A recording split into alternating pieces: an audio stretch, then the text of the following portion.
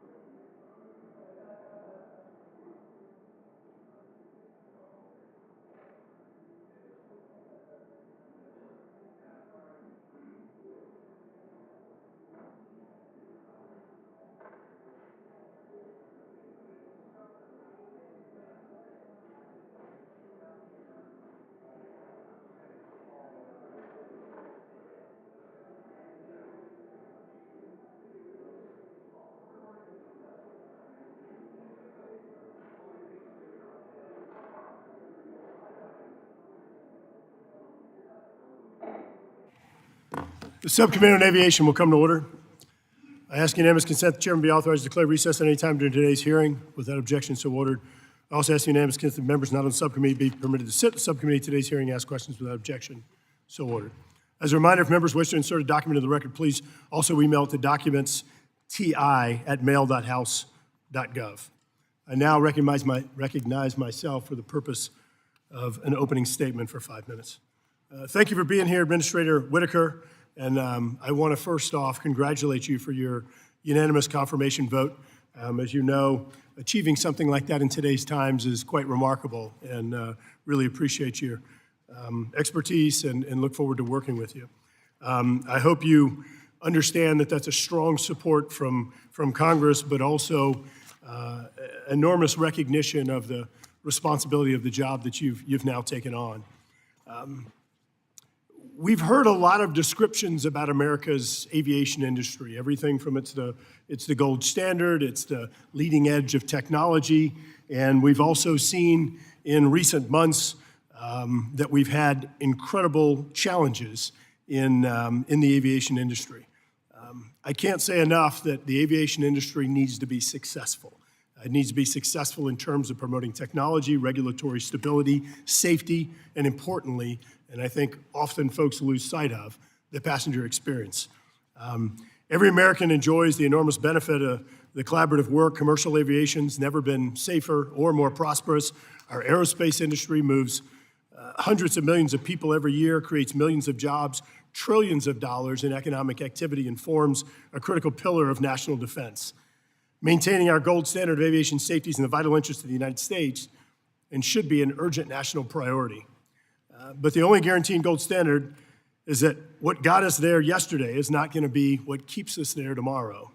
In the past year, and as I noted, we've seen several aircraft manufacturing defects, aircraft engine fires, a whole passenger airframe destroyed by fire, near misses at our airports, ramp worker deaths, pilot mental health issues, general aviation accidents, poor airline customer service, especially for disabled passengers, and other challenges. The subcommittees received testimony about FAA organizational deficiencies, struggles the agency has had integrating drones, advanced air mobility vehicles, commercial space transportation, and cybersecurity into our national airspace system, and updating the technology that's needed to ensure the efficiency and performance of our air traffic control systems. For each and every one of those instances, you can find a provision in the House-passed FAA bill to address those issues. I'm going to say that again. For every one of those issues, you can find provisions in the House-passed FAA bill to address these issues. I want to remind you that we passed that bill months and months ago and well before the September 30th expiration. That didn't happen by mistake. We worked methodically, and I want to thank Ranking Member Larsen, Ranking Member Cohen, our leader, Chairman Sam Graves, and all the aviation team for plowing through literally thousands and thousands of stakeholder, of public, of member of Congress requests, and ultimately yielded a strong bipartisan bill. Despite the differences, the House was successful in passing that bill by a vote of 351 to 69, and similar to your confirmation vote in these times, that is absolutely extraordinary. Since the passage of the bill, it's received support from all corners of the aviation sector, general aviation, business aviation, manufacturers, innovators, labor members of the FAA's own workforce, commercial aviation, groups representing passengers, airports, and on and on. The House-produced legislation makes transformative changes in the passenger experience and in private aviation. It provides innovators of the unmanned aerial systems and advanced air mobility space the regulatory certainty they need to deploy some of the most advanced technologies we've seen in aviation. We also make meaningful reforms to expedite agency processes and position the agency to manage an ever-expanding aviation system, and the bill contains numerous provisions aimed at improving aviation safety. With all the recent incidents, accidents, near misses, and problems, it's nothing short of malpractice that the Senate hasn't bothered to even mark up the FAA reauthorization bill. The Senate's repeated failure has destroyed $650 million in airport investments this year alone, and and delayed enactment of urgently needed safety measures and reforms. There's never been a worse time to leave the FAA unauthorized, yet that's where the Senate's inaction has left us. You're doing the best that you can with the job you have, Mr. Administrator, but it's clear to me the Senate's inability to do its job has real-world consequences that directly affect American leadership in aviation and in the safety of the traveling public. We stand ready, willing, and able to negotiate the FAA reauthorization bill when the Senate is ready. Hopefully you can do something to help us with that, Mr. Administrator, and hopefully the conversation we have today serves to underscore the urgency of getting a long-term comprehensive reauthorization bill signed into law. Ready to go? I now recognize Ranking Member Cohen for 5 minutes for an opening statement. Thank you, Mr. Chair. I just want to say I disagree with everything he said, that we need to fund Ukraine and Israel at the same time. I'm just glad you're here to listen to it. Thank you, Mr. Chairman. And thank you, Mr. Whitaker, for coming before us today. Such an important time with aviation and your being at FAA. We appreciate that. It's important that we have leadership. That's the thing I heard most from people in the industry over the last 6, 7, 8 months was we need a strong administrator and we need an administrator. And I think everybody's pleased with your selection. But we've had the recent problems, it's obviously not your fault, with Boeing, the 737 MAX 9. We had the Japanese airline collision, and the increase in runway incursions, which have been around for a while. And I know that that's on the top of your mind is getting something straightened out with those potential intersections of airlines with the FAA and getting better air traffic controllers or more air traffic controllers, really more. And we need to get a pipeline going to get more of everybody to give an opportunity to participate. The FAA's prompt response to the January 5 Boeing incident is commendable.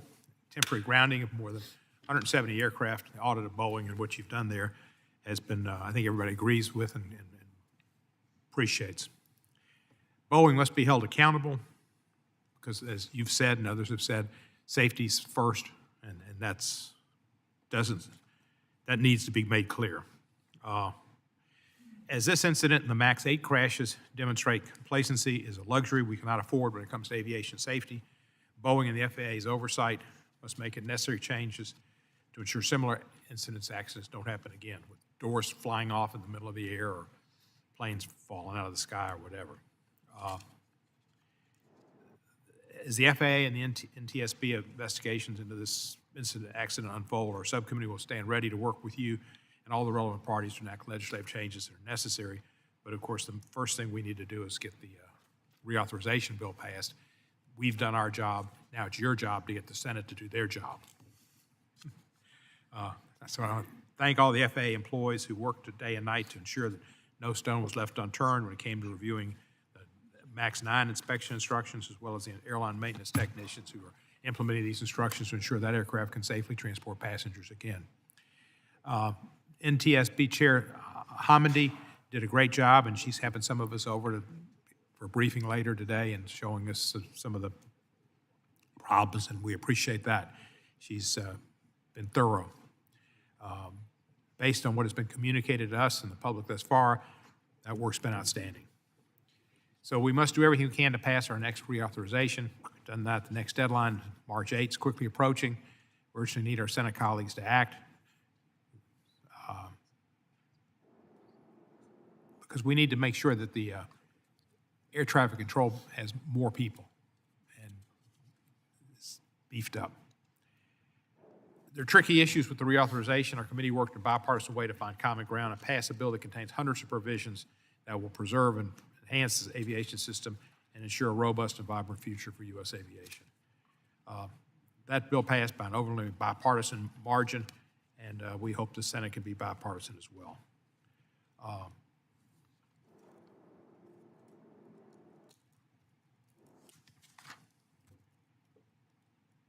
I look forward to your testimony. Appreciate the work of Chairman Graves, Ranking Member Larsen, and the other Graves Chairman. We put together a good bill, and we hope that we can have success and confidence in the American public for airplanes and flying, and that we don't lose business to Airbus. The French have already made overtures what they're trying to do to make sure that there are safe planes produced all over the world, but particularly, I guess they're thinking in France and Airbus. So that's an important industry to America and having Boeing. So good luck. Thank you. Thank you, Ranking Member Cohen. Now recognize the Chairman of the full committee, Chairman Sam Graves, for 5 minutes. Thank you, Chairman Graves and Ranking Member Cohen for the hearing, and thank you, Administrator Whitaker, for coming in. It's a pleasure to have you before the Aviation Committee. The United States aviation system has been a major focus of our committee's work this Congress. Last year, we overwhelmingly, has been the theme here so far today, we overwhelmingly passed a comprehensive bipartisan Aviation Administration reauthorization that is going to dramatically improve American aviation and the FAA. Unfortunately, the bill, as has been pointed out, and its many improvements have been held up in the Senate for more than 6 months. Unfortunately, the Senate, it appears that the Senate is poised to resume its markup of the FAA bill in a few days. And I look forward to seeing if it finally happens, and I look forward to sitting down with our Senate Commerce Committee counterparts to start reconciling the two bills. Serious issues within our aviation system have played out time and time again on the nightly news, and in my opinion, the consequences of having no long-term FAA bill are exacerbating them. Now more than ever, American aviation and FAA need some bold direction from Congress, and we can't afford business as usual or half measures. And our bill will secure the growth and robust leadership the American people deserve in their aerospace system. And while Congress continues to move the FAA reauthorization towards the finish line, we're looking to you, or depending on you, to pick up that slack. Many of the provisions in the House-passed bill are non-controversial and can be implemented by the FAA without any additional authority from Congress. And I'd urge you and your staff to start laying the groundwork for an expeditious and efficient agency implementation of the provisions with congressional intent, in line with the congressional intent. Today is a great opportunity for members to highlight their aviation priorities that matter to them and ensure that their issues are heard and understood and hopefully are addressed. We also want to hear what your impressions of the agency are since you've taken over the agency, since your confirmation, and what your priorities are going obviously moving forward. And finally, we look forward to hearing an update on what the FAA is doing regarding the Flight 1282 accident and what you've learned so far. I do want to thank you, Administrator, and your staff for your very effective communication so far related to the incident and your related findings that you found so far. Open communication, I think, is important, a very important component in the committee, having confidence in the actions taken by the FAA, and I hope that this continues as the agency progresses with its oversight work and audits. And we all share the same goal of ensuring that the safety of our aviation system and maintaining that gold standard that we all talk about. So with that, thank you again for coming before the committee, and with that, I yield back the balance of my time. Thank you, Mr. Chairman. Ranking Member of the full committee, Mr. Larsen, is recognized for 5 minutes. Thank you, Chair. Just one more, Administrator Whitaker. Thanks for joining us today. Appreciate it very much. We got a lot to discuss. This hearing comes at a critical time. First, we have to review the implementation of the 2018 FAA reauthorization, which expired last September. Second, we have to continue to push for the passage of a comprehensive long-range 2023 FAA reauthorization, which passed the House last July. And finally, we must examine the problems that the recent 737 MAX 9 incident exposed. Safety has always been this committee's top priority, and the aviation system here in the U.S. is responsible for safely transporting hundreds of millions of passengers each year without fear of harm or injury. Americans have to have the full confidence in our aviation system. That confidence must be justified. This committee must ensure the FAA has the resources and tools it needs to effectively conduct its investigations, its audits, and enforcement actions. And always, we have to remain vigilant to ensure something like this accident, that the likelihood of this accident happening is decreased substantially. On January 5th, the 737 MAX 9 accident was terrifying to everybody on board, but thanks to the calm and professional actions of the flight crew, everyone landed safely. And I fully support, as this committee does, the FAA's decisive response to this accident, which included grounding the effective MAX 9 fleet, a separate investigation into whether Boeing delivered a non-compliant aircraft to its customer, an overarching audit of Boeing's MAX production lines and its suppliers, and a prohibition on increasing Boeing's 737 MAX production rate until its quality control issues are resolved. Unfortunately, it's not the first time we've seen aircraft quality control issues in recent history. In May of 21, then Chair DeFazio and I wrote to the department, to the FAA, and to Boeing with concerns about no less than 9 reports of quality control issues at Boeing production facilities. Since then, there have been dozens more reports of similar issues leading to emergency fixes and delays in production. The safety culture of any organization flows from the top, and I urge the Boeing leadership to take time now to examine that culture that it is currently instilled and to improve. I look forward to the implementation of the 2020 Certification Reform Bill, which this committee passed, including the recommendations from the Boeing Safety Culture Review. Boeing has some of the most skilled, hardworking, and technically proficient workers in the world, and they depend on their leadership to instill the right policies so they can effectively do their jobs. These dedicated women and men who work at Boeing plants deserve answers, and the flying public deserves answers. I also look forward to the NTSB's preliminary report and the findings of the FAA's investigations. I'll continue to work with the chairs of the committee and subcommittee and the ranking member to take any potential legislative or oversight actions needed to ensure the safety in our skies. Now moving on to the reauthorization. As the committee continues its oversight of the MAX 9 accident response, we can't forget our other responsibilities. We passed an FAA bill in July. It passed 351 to 69. We are awaiting Senate action. And this bill created a framework to ensure a safer, cleaner, greener, and more innovative and accessible U.S. aviation system. On aviation safety, there are numerous safety gaps that have to be addressed since the last authorization, which were enumerated in the recent NAS Safety Review Team report.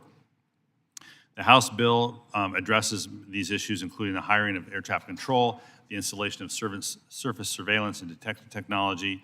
And Administrator Whitaker, I look forward to hearing your takeaways from that safety review report and what the FAA is doing to implement the recommendations.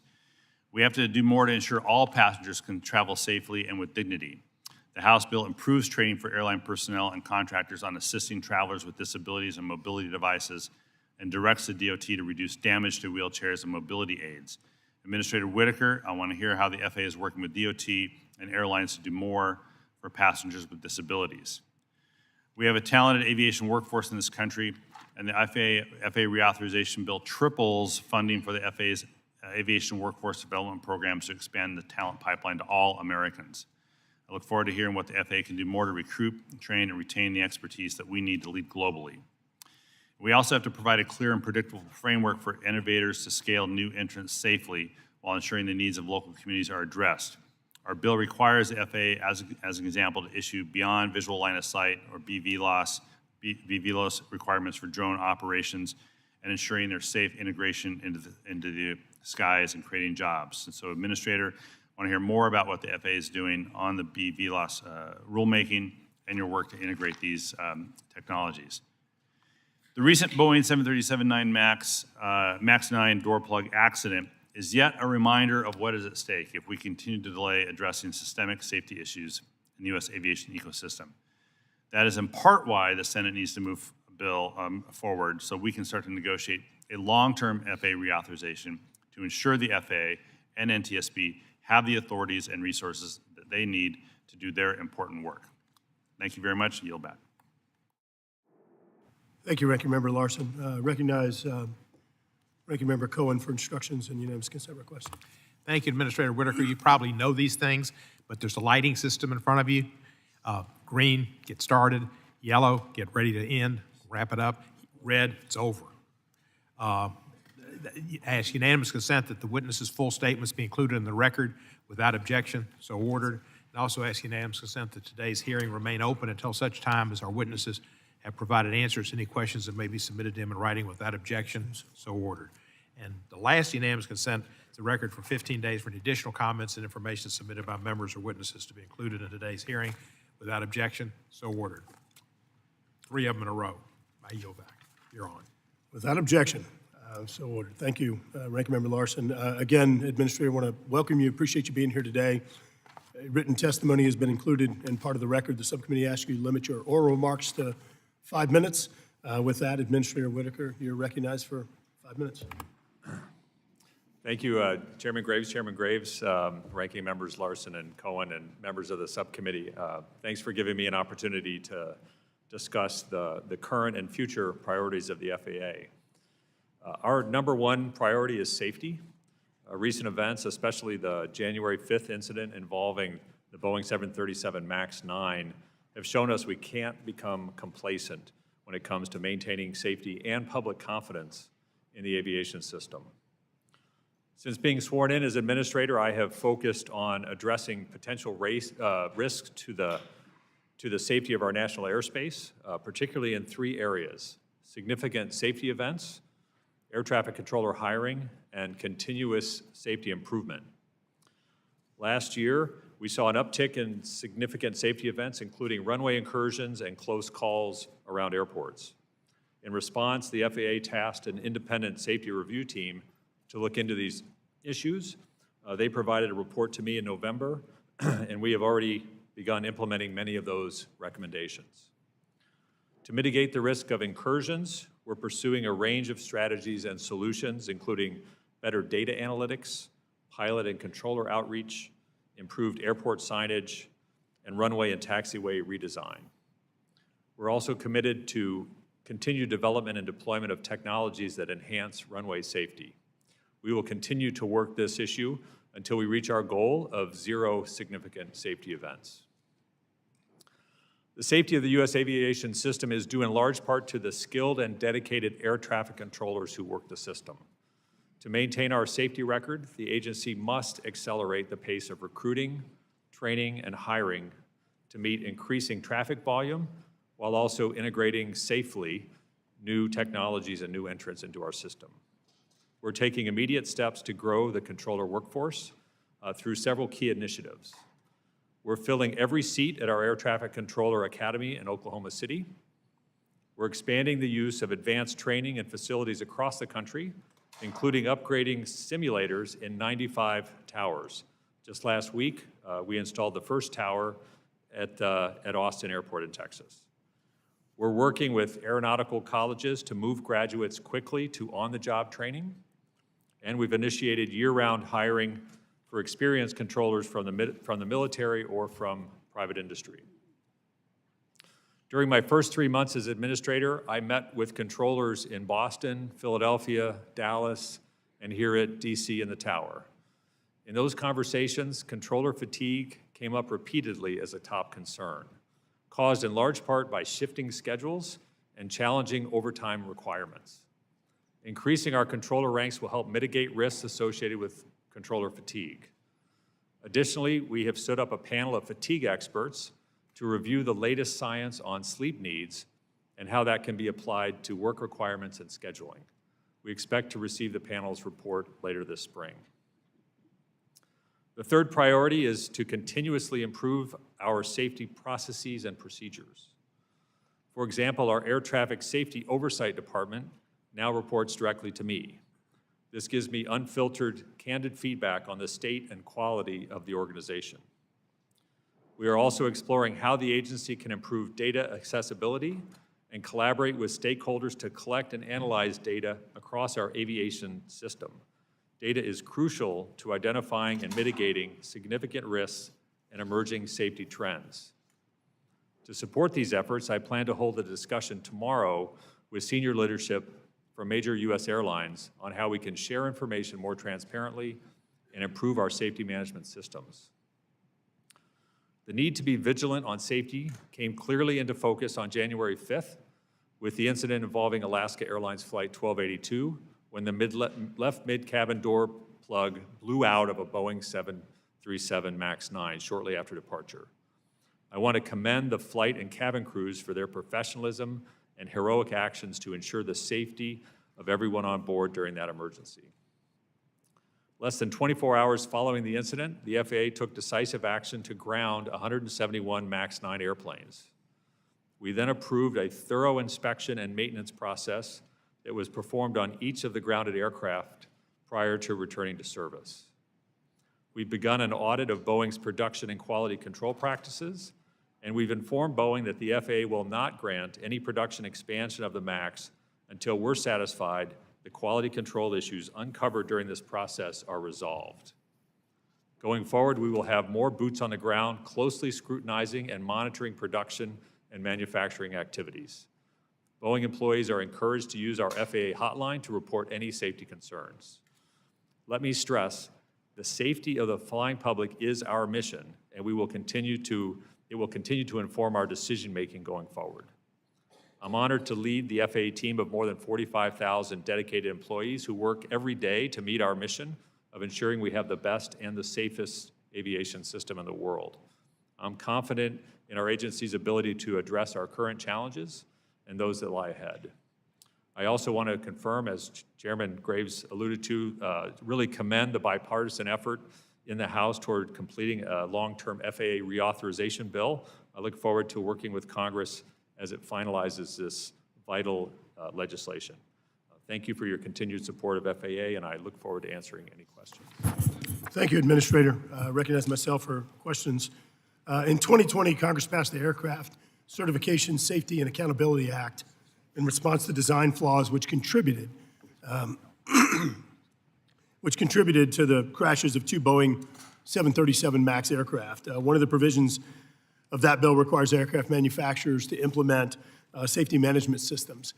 Given what you've learned so far from the Alaska Airlines Flight 1282 incident and challenges that Boeing's had with quality control, is the FAA considering further action with SMS requirements and for aircraft part suppliers or other entities involved in aircraft manufacturing, whether that be rulemaking, regulatory changes, or requesting changes in the law?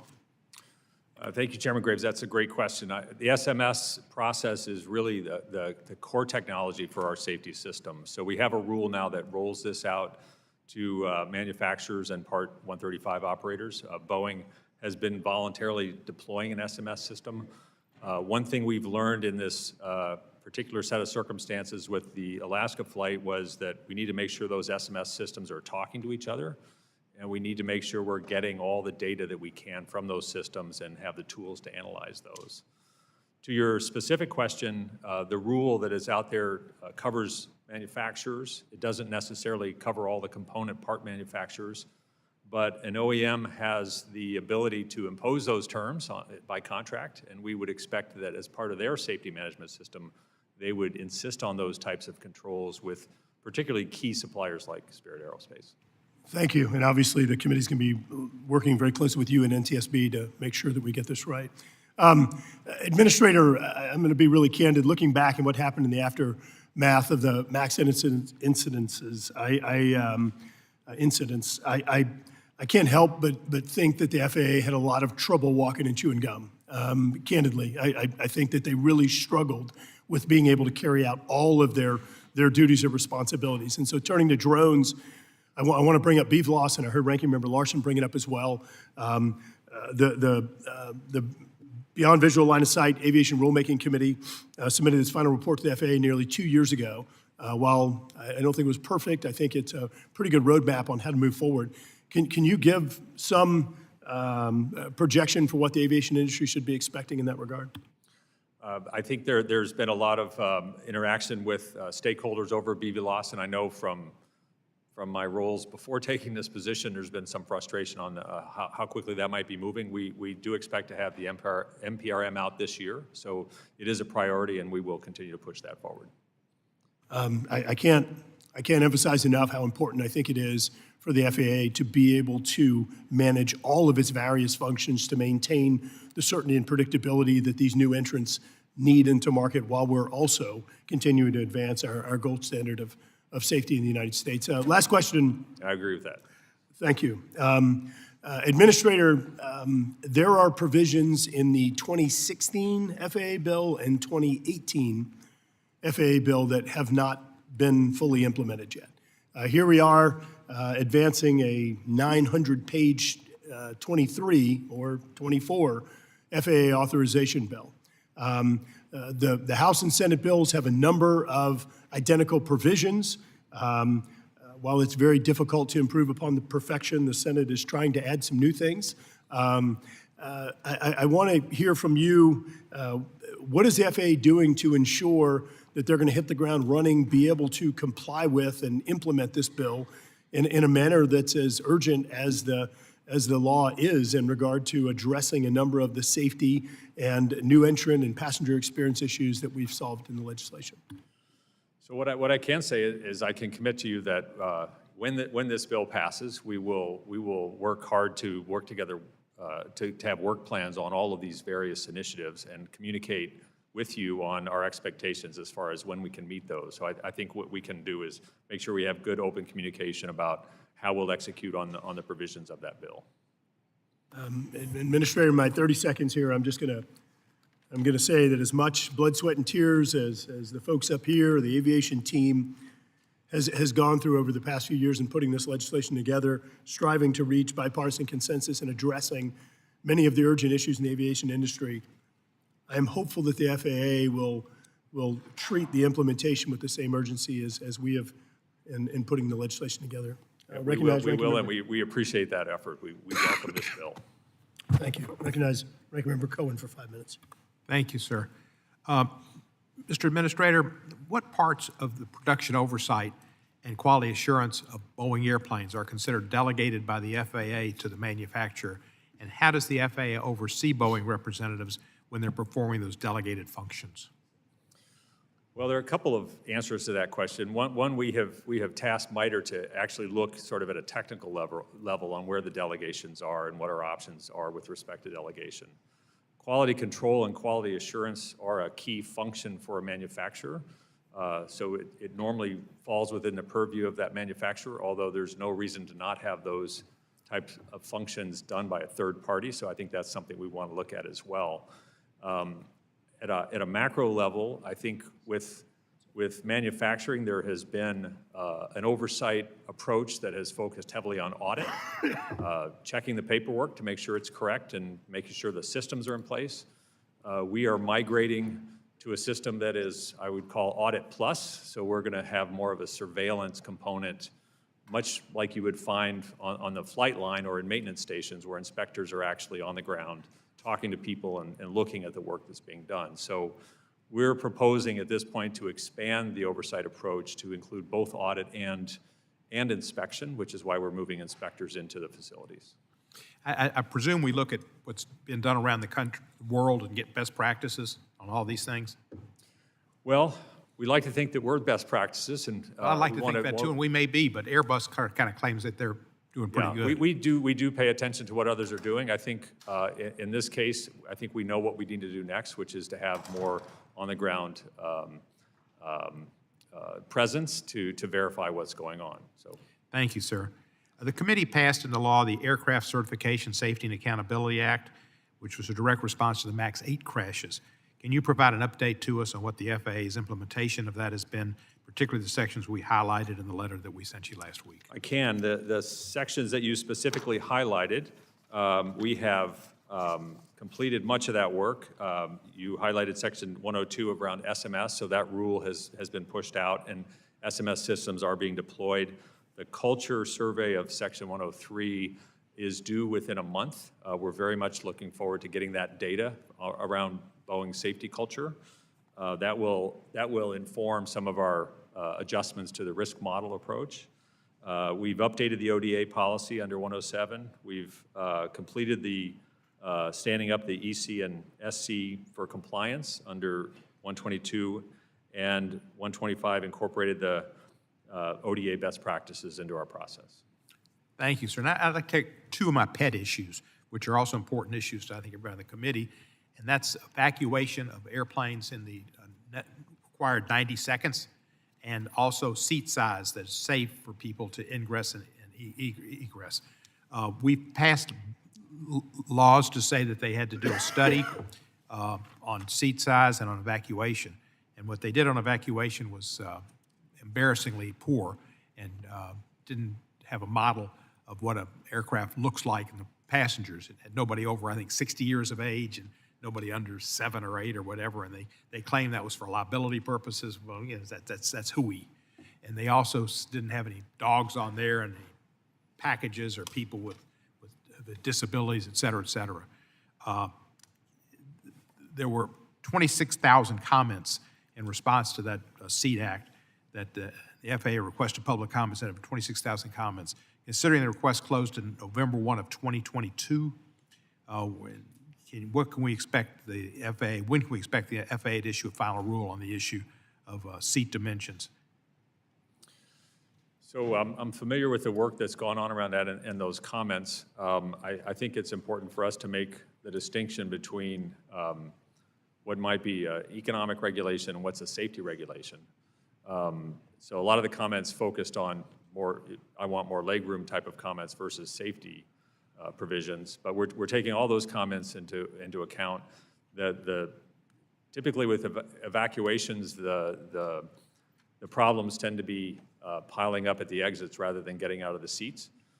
So we've had trouble identifying issues around difficulty with seats. It's more tends to be piling up on the exits. But all that information has been considered, and we'll certainly take your feedback as well, sir. Thank you. I've got to close out, but I appreciate you giving serious consideration to getting this done. Seat size does have to do with getting out of the plane.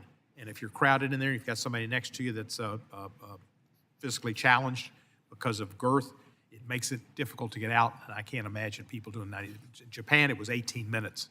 Yep. So if you work on the 90 seconds, work on the seat size, realize safety and comfort can be the same. I yield back. Yes, sir. Thank you, Mr. Cohen. Chairman's going to defer to Mr. Perry for 5 minutes. Thank the Chairman. Thank you, Administrator Whitaker. I'm going to start out with a couple perfunctory questions here. Would you agree that the Airport Improvement Program Grant Assurance 19 Operations and Maintenance requires the following? I'm going to read this right out of the manual here. The airport and facilities which are necessary to serve the aeronautical users of the airport, other than facilities owned by or controlled by the United States, shall be operated at all times in a safe and serviceable condition and in accordance with the minimum standards for maintenance and operation, and it will not cause or permit any activity or actions thereon which would interfere with its use for airport purposes. Do you agree with that? I mean, it's out of the manual. I'm not familiar with it by word, but it sounds okay. right. Yeah, it sounds right. Okay. So would you also agree that the FAA Airport Compliance Manual, Section 22.6, request for interim use of aeronautical property for other uses generally requires the FAA to approve the use of airport facilities for non-aeronautical purposes, and in fact, it explicitly states that the FAA approval shall not be granted if the FAA determines that an aeronautical demand is likely to exist within the period of interim use. I believe that's accurate. That's my understanding. Yeah, it's right out of the manual. I'll give it to you if you want to see it. So these documents from the FAA make it abundantly clear that airports are restricted in their ability to use their facilities for non-aeronautical purposes, and when they are doing that, or when they're requesting so, they must receive FAA approval. The restrictions are in place to protect the flying public and the safety, but also to protect the investment that taxpayers have made in federally funded airports. Yet, I will tell you, I've seen a disturbing trend in cities choosing to use their airports, such as Chicago, O'Hare, Midway, Boston's Logan's, as facilities to house illegal foreign nationals brought here by the administration's, well, I'm going to say failure to enforce the immigration laws on the books. And that clearly falls, in my mind, into the category of non-aeronautical use. Now, my question to you is, has the FAA approved any request to use airports to house illegal foreign nationals? So to your explanation, the FAA does have a role in I know it does, but I'm just asking if you've approved, you're the administrator, has the FAA approved any requests to house illegal foreign nationals? So I'm going to answer that if you'll let me. Okay. My understanding is I that, just want to use the time efficiently here. yeah.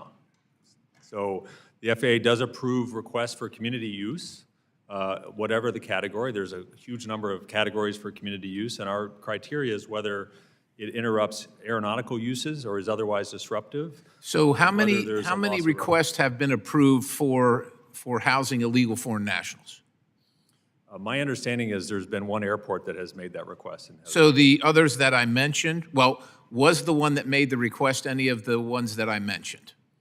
I believe it was either Kennedy or O'Hare, I can't remember for sure. Okay, so it could be O'Hare, but then it wouldn't be Midway or Logan, yet they're housing illegal foreign nationals at the airport. Did the FAA make the required determination that no aeronautical demand is likely to exist? This is an airport, and I'm reading right from your regulation here, chapter 22.6. Did the FAA make that determination? The determination was that it did not interfere with aeronautical uses. So in that case, I guess the FAA won't enforce its grant assurances, which it says right here, literally on number 1, these assurances shall be complied with in performance of grant agreements for airport development, airport planning, noise compatibility program, grants for airport sponsors. So the federal government's paying for it. They make the agreement, agree to it, and then don't follow it, and the FAA is not going to do anything about it. I want to yield some time to a friend, but let me just ask this question. How does walling off portions of the airport to house unvetted illegal foreign nationals, which passengers in America have to walk beside, these are unvetted illegal foreign nationals, how does that promote safety or utility or efficiency in these airports? I think you're out of my area of expertise. I'm not familiar with that circumstance. I think that answers the question. I'm going to yield some time to my good friend from Texas, Mr. Nels. Thank you, sir. Mr. Administrator, I am going to reference a letter dated February 5th, 2024 to the Honorable Maria Cantwell and Honorable Ted Cruz. Are you familiar with this letter on February 5th that you sent? I'm not sure what the topic is. Okay, I'm going to make sure, because I'm going to make sure that you get a copy of this letter, so when it comes to me, I have a lot of questions regarding this letter. I yield back. Thank you. Gentleman yields back. Recognize the ranking member of the full committee, Mr. Larsen, for 5 minutes. Thank you, Administrator, for coming today, helping us out on some things.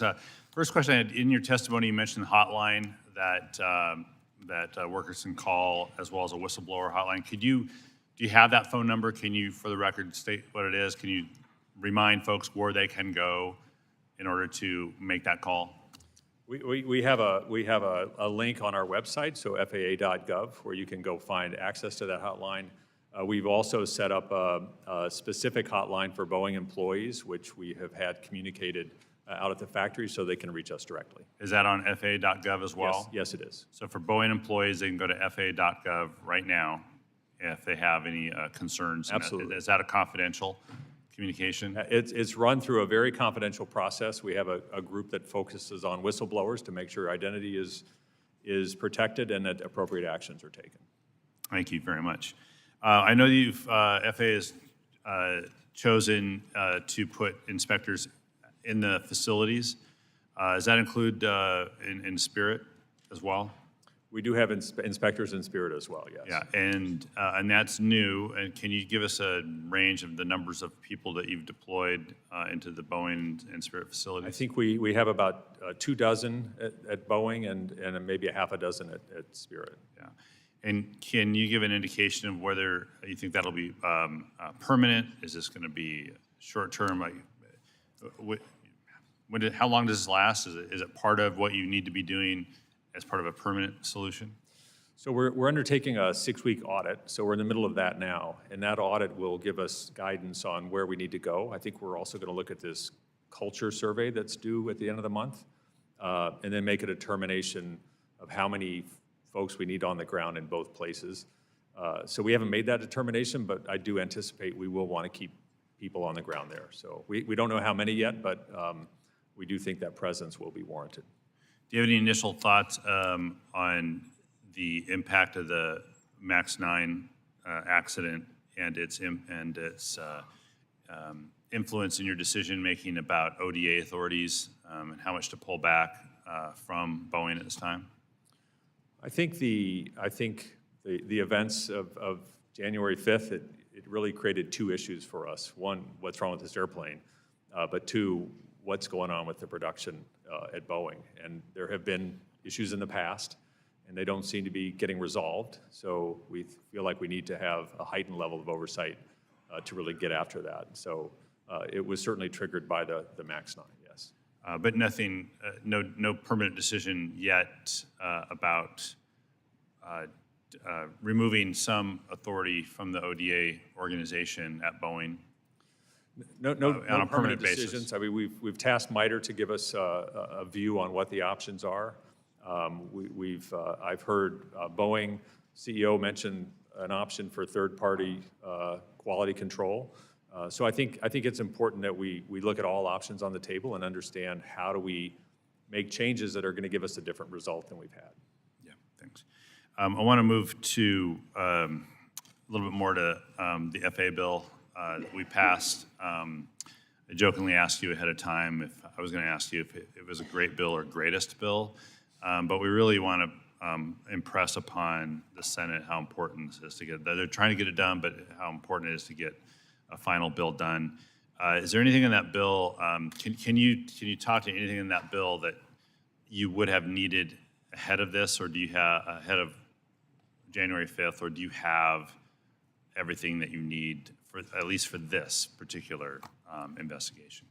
Well, I guess I'll make two comments. One is we really appreciate the effort on the bill because it creates a huge amount of disruption to not have it. So the constant running up against deadlines, I've only been there 3 months and I probably had a dozen meetings on what happens if there's a shutdown, what happens if we don't have authorization. So it does create a lot of uncertainty for us.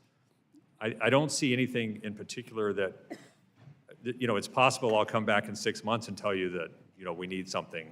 I think we're going to need more boots on the ground. We're going to need more inspectors. We don't have that many inspectors on the aircraft certification side of the house. So that will be an addition of manpower. But we haven't scoped that, and I think we can do it within our current authorities as long as we can find the funds for it. Yeah, great. So I did outline some of the issues in the 23 bill on accessibility, on BV loss, a few other things, and we'll just get back to you with those for the record as well. But thanks for coming up. Appreciate it, and yield back. Yep. Thank you, Ranking Member Larsen. Chairman Westerman's going to defer, and we're going to recognize the gentleman from Florida, Mr. Mast. Thank you, Chairman. Administrator, I want to talk a little bit about training and air traffic controllers, and I want to go back to November. You announced that the FAA would expand Collegiate Training Initiative, also known as CTI, and those programs to harness specifically the underutilized capacity among college programs that meet the FAA's equivalent levels of safety to help train air traffic controllers. We all know that's something that we need, and help address that shortage of, potentially 3,000, maybe more, maybe a little less air traffic controllers, certified controllers. And my question is, I want you to bring us up to speed on what the FAA has done since November to implement a new enhanced CTI program. What's being done? So we've done what we're trying to do is make sure that these schools are duplicating the curriculum that we teach at the academy. So we've put some definition around what that curriculum is, and also looking at what physical tools they need. So flight simulators, tower simulators, things of that nature, to put together a very clear curriculum. And my goal is to make sure that in the academic year 24-25, we're actually executing on this so that we start to see graduates from those schools come directly into FAA to be controllers. The immediacy of the issue is why we're pushing so hard. So of the couple dozen CTI schools out there, we're hoping to have at least half of them able to start training students beginning in the fall.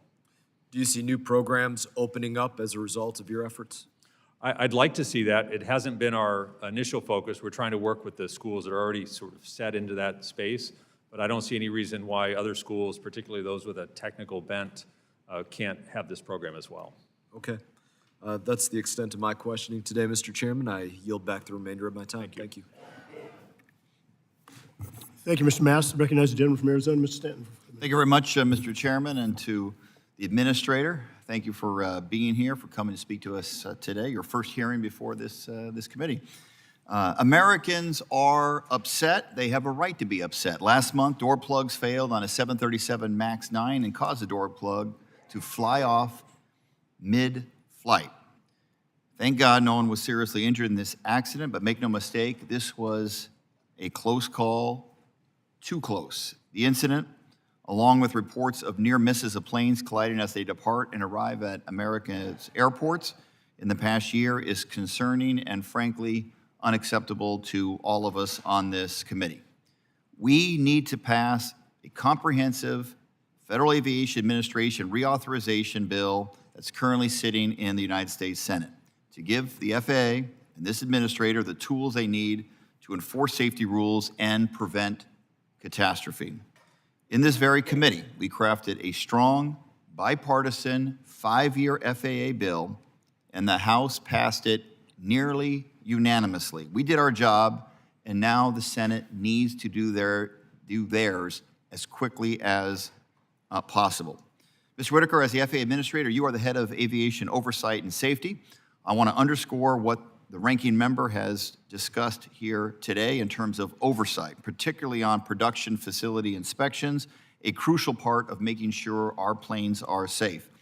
Section 521 of the House FAA reauthorization calls for the FAA to update the risk model used to inform frequency of these inspections, but we have problems right now. Can you, in a couple sentences, explain how the agency determines the frequency of these inspections and what impact these inspections have on production? Thank you, sir. The agency uses a risk model with respect to manufacturers. It's a fairly uniform survey to identify the level of risk, and so how many inspections would be driven by that. That model will likely evolve based on the rollout of SMS systems, which should reduce risk and give us better insight into what's happening, and also in the case of Boeing, based on the culture survey that we expect to receive later this month. I want to address another issue that was touched upon by our ranking member, and that is the recent trend of mishandled or damaged wheelchairs by aviation passengers. This recent trend of mishandled or damaged wheelchair incidents by commercial airlines raises serious concerns about the systemic barriers for passengers with disabilities. How is the FAA working to prevent these incidents and improve accessibility for air travel for people with disabilities? Thank you, sir. The DOT has a large role in this related to how customers are treated on aircraft. So we work very closely in supporting DOT to make sure accessibility is an option and that innovations can happen to make sure that is enabled. Okay, it's an important issue for us. We're going to hear a lot more from this committee on. Yes, sir. We need to up our game, if you will, in terms of improving the travel experience. On near misses, I mentioned, in response to the recent trend of runway near misses at some U.S. airports, the House passed FAA reauthorization would expand ground surveillance and detection equipment at large and medium hub airports. How would increasing the deployment of this technology help air traffic controllers and flight crews? I think these near misses are one of those areas where there's a lot of ability to have tailored solutions for each airport. Every airport is different. It has its own challenges, but a lot of these surface awareness technologies or tools in the tower can really make the difference and create awareness to avoid these types of mishaps. Thank you so much. In my remaining time, Administrator, I want to give a thank you. I want to thank you and the FAA for the collaborative partnership in helping Phoenix Mesa Gateway Airport expand its infrastructure to accommodate extraordinary growth. Gateway Airport is the busiest contract air traffic control tower in the region and contributes nearly $2 billion to our regional economy. They recently completed their new Terminal South concourse, due in part to $14.4 million in the bipartisan infrastructure law funds. A ribbon cutting will be held in a couple of weeks. The cooperation between the FAA and our Arizona delegation in Congress has been crucial to this growth, and I look forward to a continued strong working partnership to implement innovative ways to increase capacity at Gateway. With that, I thank you, and I yield back. Thank you. Thank you, Mr. Stanton. Recognize the gentleman from Arkansas, Mr. Westerman, for 5 minutes. Thank you, Chairman Graves. Thank you, Administrator Whitaker over here. I want to follow up with my colleague, Mr. Perry's line of questioning. I know your whole testimony was basically about safety, and we all want safe airports. And Mr. Perry read to you from the manual about how a non-aeronautical purpose at an airport has to be approved by the FAA, and you stated that only one airport had approval to be used for the non-aeronautical purpose of housing migrants. Would you like to correct that answer, or is that the answer you want to stick by? To my knowledge, and this is not an issue that I've only been there 3 months, not an issue I've spent much time on, but to my knowledge, there was only one application. It's also my understanding that applications are only involved if it's behind security. So other properties on airports don't come through our office for approval. It's really just behind security properties. So it's well documented that many airports have been used for this purpose. So do you think these airports are in violation of any federal law, or do you think they found a way around that? I assume they're in compliance. I have not heard otherwise, but our role is to make sure that the proper procedures are followed. This is an issue that I didn't think we would have to deal with in Congress. I chair the Committee on Natural Resources, and we've got a similar issue with National Park Service land where the administration has approved use of National Park Service land to build migrant shelters, which that's kind of crazy that you would think that that would even be an issue, but it has happened. And in researching the process, how that happens, it appears that maybe Secretary Mayorkas had a lot more to do with that than even the DOI secretary. Are you aware of any meetings between Secretary Mayorkas and Secretary Buttigieg to discuss issues of using FAA or using airports to house migrants? I am not aware of any, no. You aware of any meetings between other DOT or DHS officials to discuss this issue? I am not. Have you been in any meetings regarding this or phone calls? Just getting briefed for this hearing. Otherwise, I have not had any meetings. So is this, we sent a letter, Chairman Graves, Chairman of the full committee, I think 60 some odd members signed the letter last November asking about this issue. And as of today, we've still received no response. I know you're new, but why do you think we would be getting delayed on a response on this issue? I don't know, but I'm happy to follow up afterwards, sir. So you'll follow up, will you follow up with Secretary Buttigieg as well? I'll follow up on the status of the letter, and I'll let you know. All right. It's amazing that this is something that's been very well documented in the news, and there seems to be no response from the administration. And you, I know you're new again, but you have no real knowledge of what's going on here or the rules associated with it. So, yeah, if you would follow up with Secretary Buttigieg and tell him we're still waiting for his response. And, Mr. Chairman, I yield back.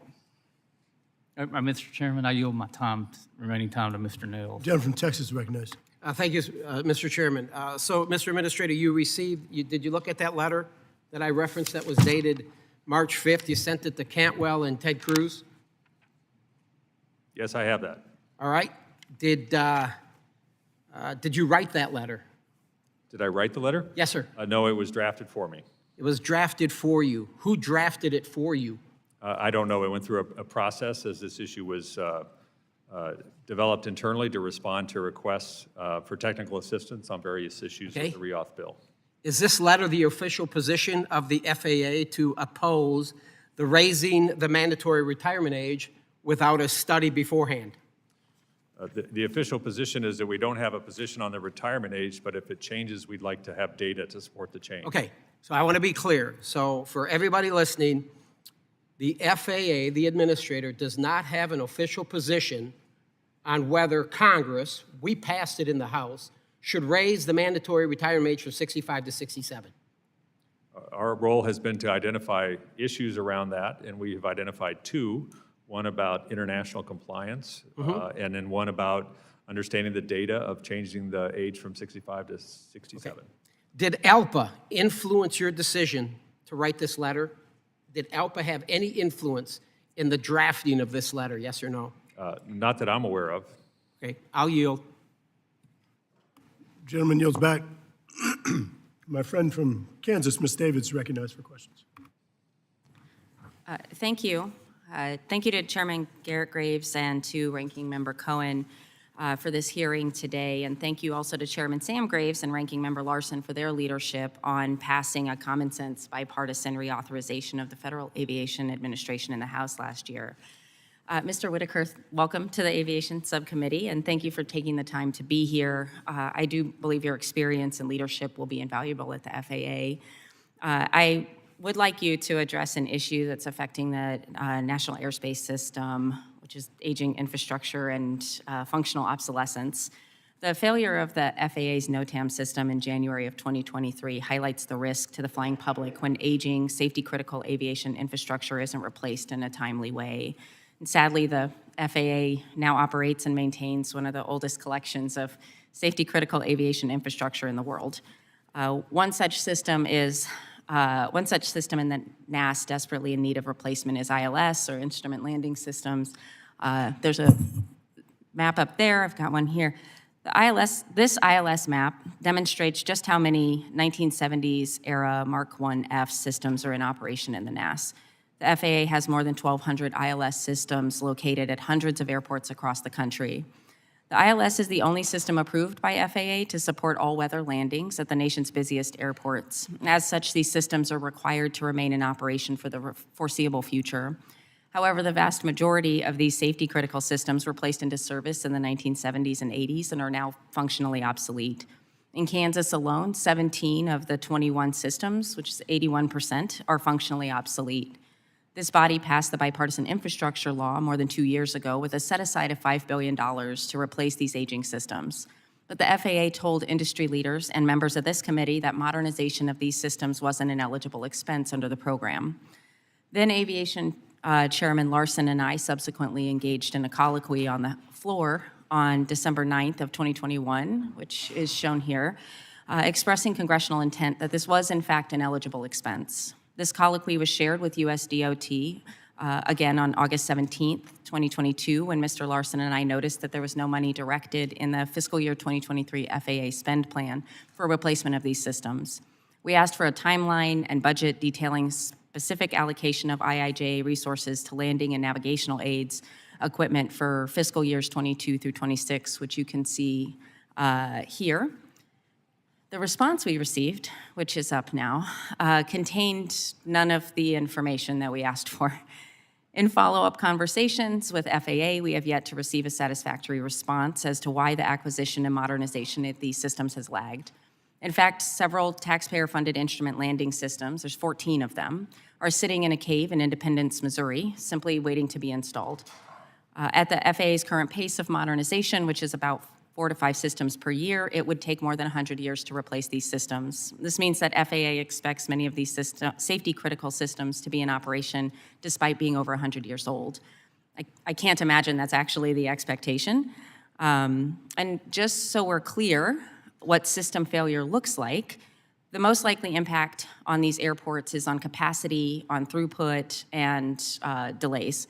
When an ILS is out, runways can't be used for all-weather operations. But there's also this inherent safety risk should a system fail in the middle of landing operations. So, Mr. Whitaker, what's the FAA's schedule for deploying these devices system-wide? And as you might be aware, the professional aviation safety specialists have proposed a pilot program for deploying these systems within 18 months. And I'm curious if, to your knowledge, is the FAA considering that proposal? Thank you for the question.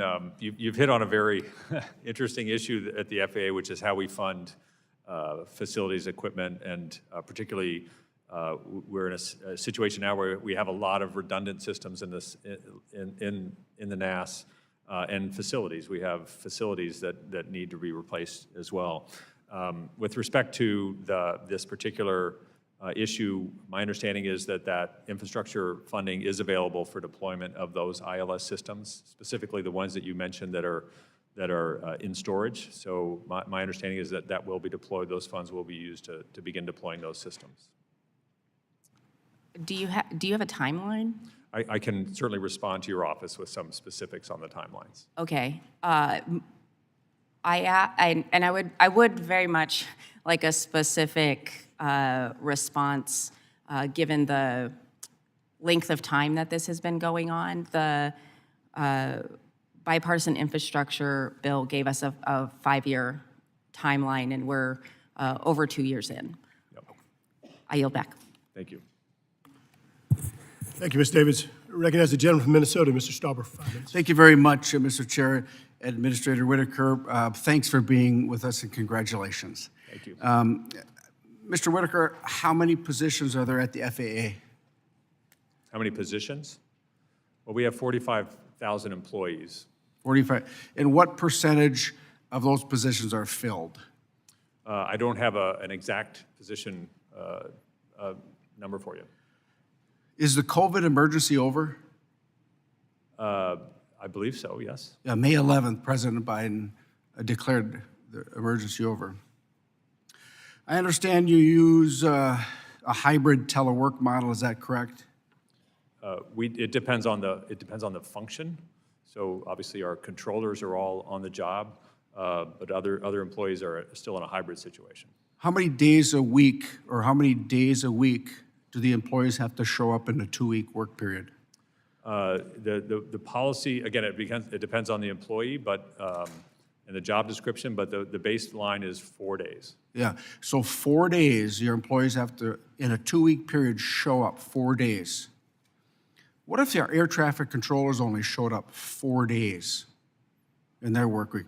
Would it affect commercial, general aviation? Well, as I mentioned, they show up every day for their jobs. I understand that. What I'm trying to get at is, what if our controllers just showed up 4 out of a 2-week work Yeah. period, 4 days? Would that interrupt our work? Well, they can't control traffic from home. I understand that. Certainly would. You know what I'm getting at. If they only showed up, would it be a problem for our airports and general aviation, commercial aviation across our country? Yes or no? Of course. How do you track employee accessibility and productivity in this hybrid model?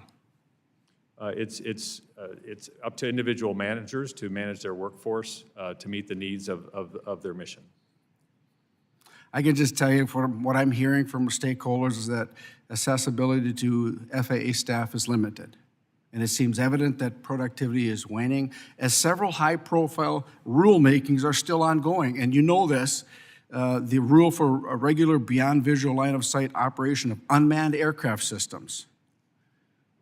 That final report was concluded in March of 2022. And now it's not expected until August of 2024.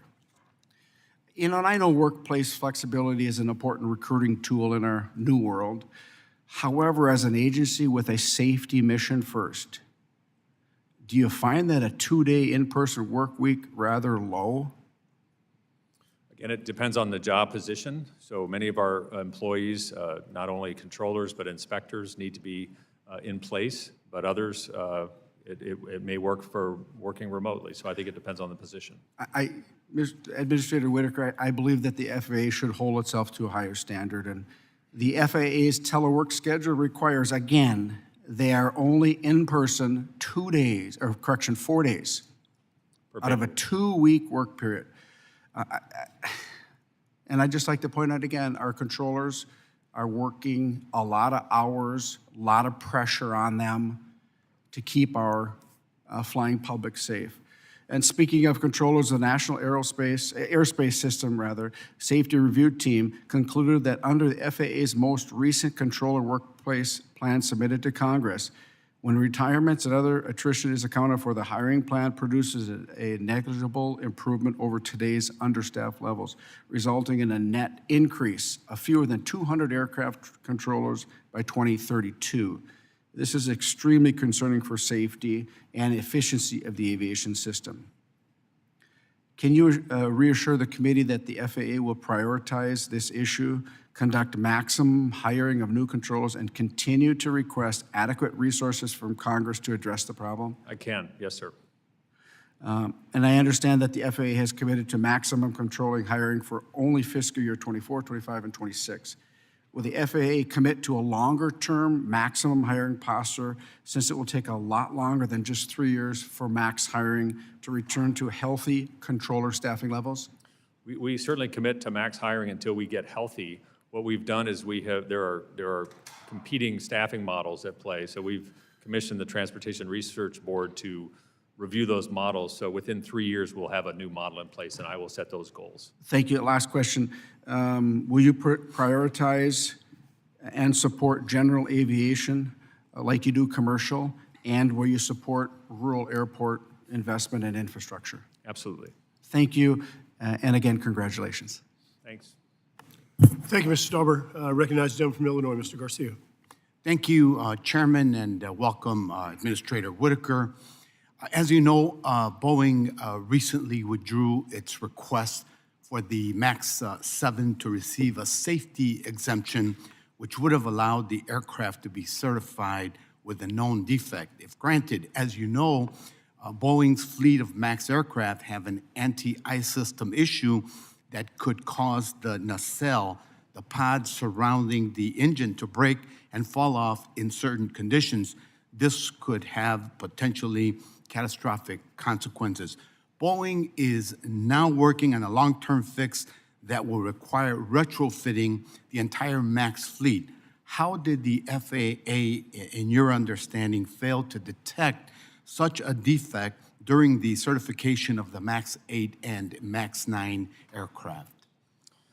So my understanding on that particular issue is that potential defect was discovered during using computer modeling some years after the original certification of the aircraft, and modeling that was required by the AXA legislation, actually. But that's my understanding of how that was discovered.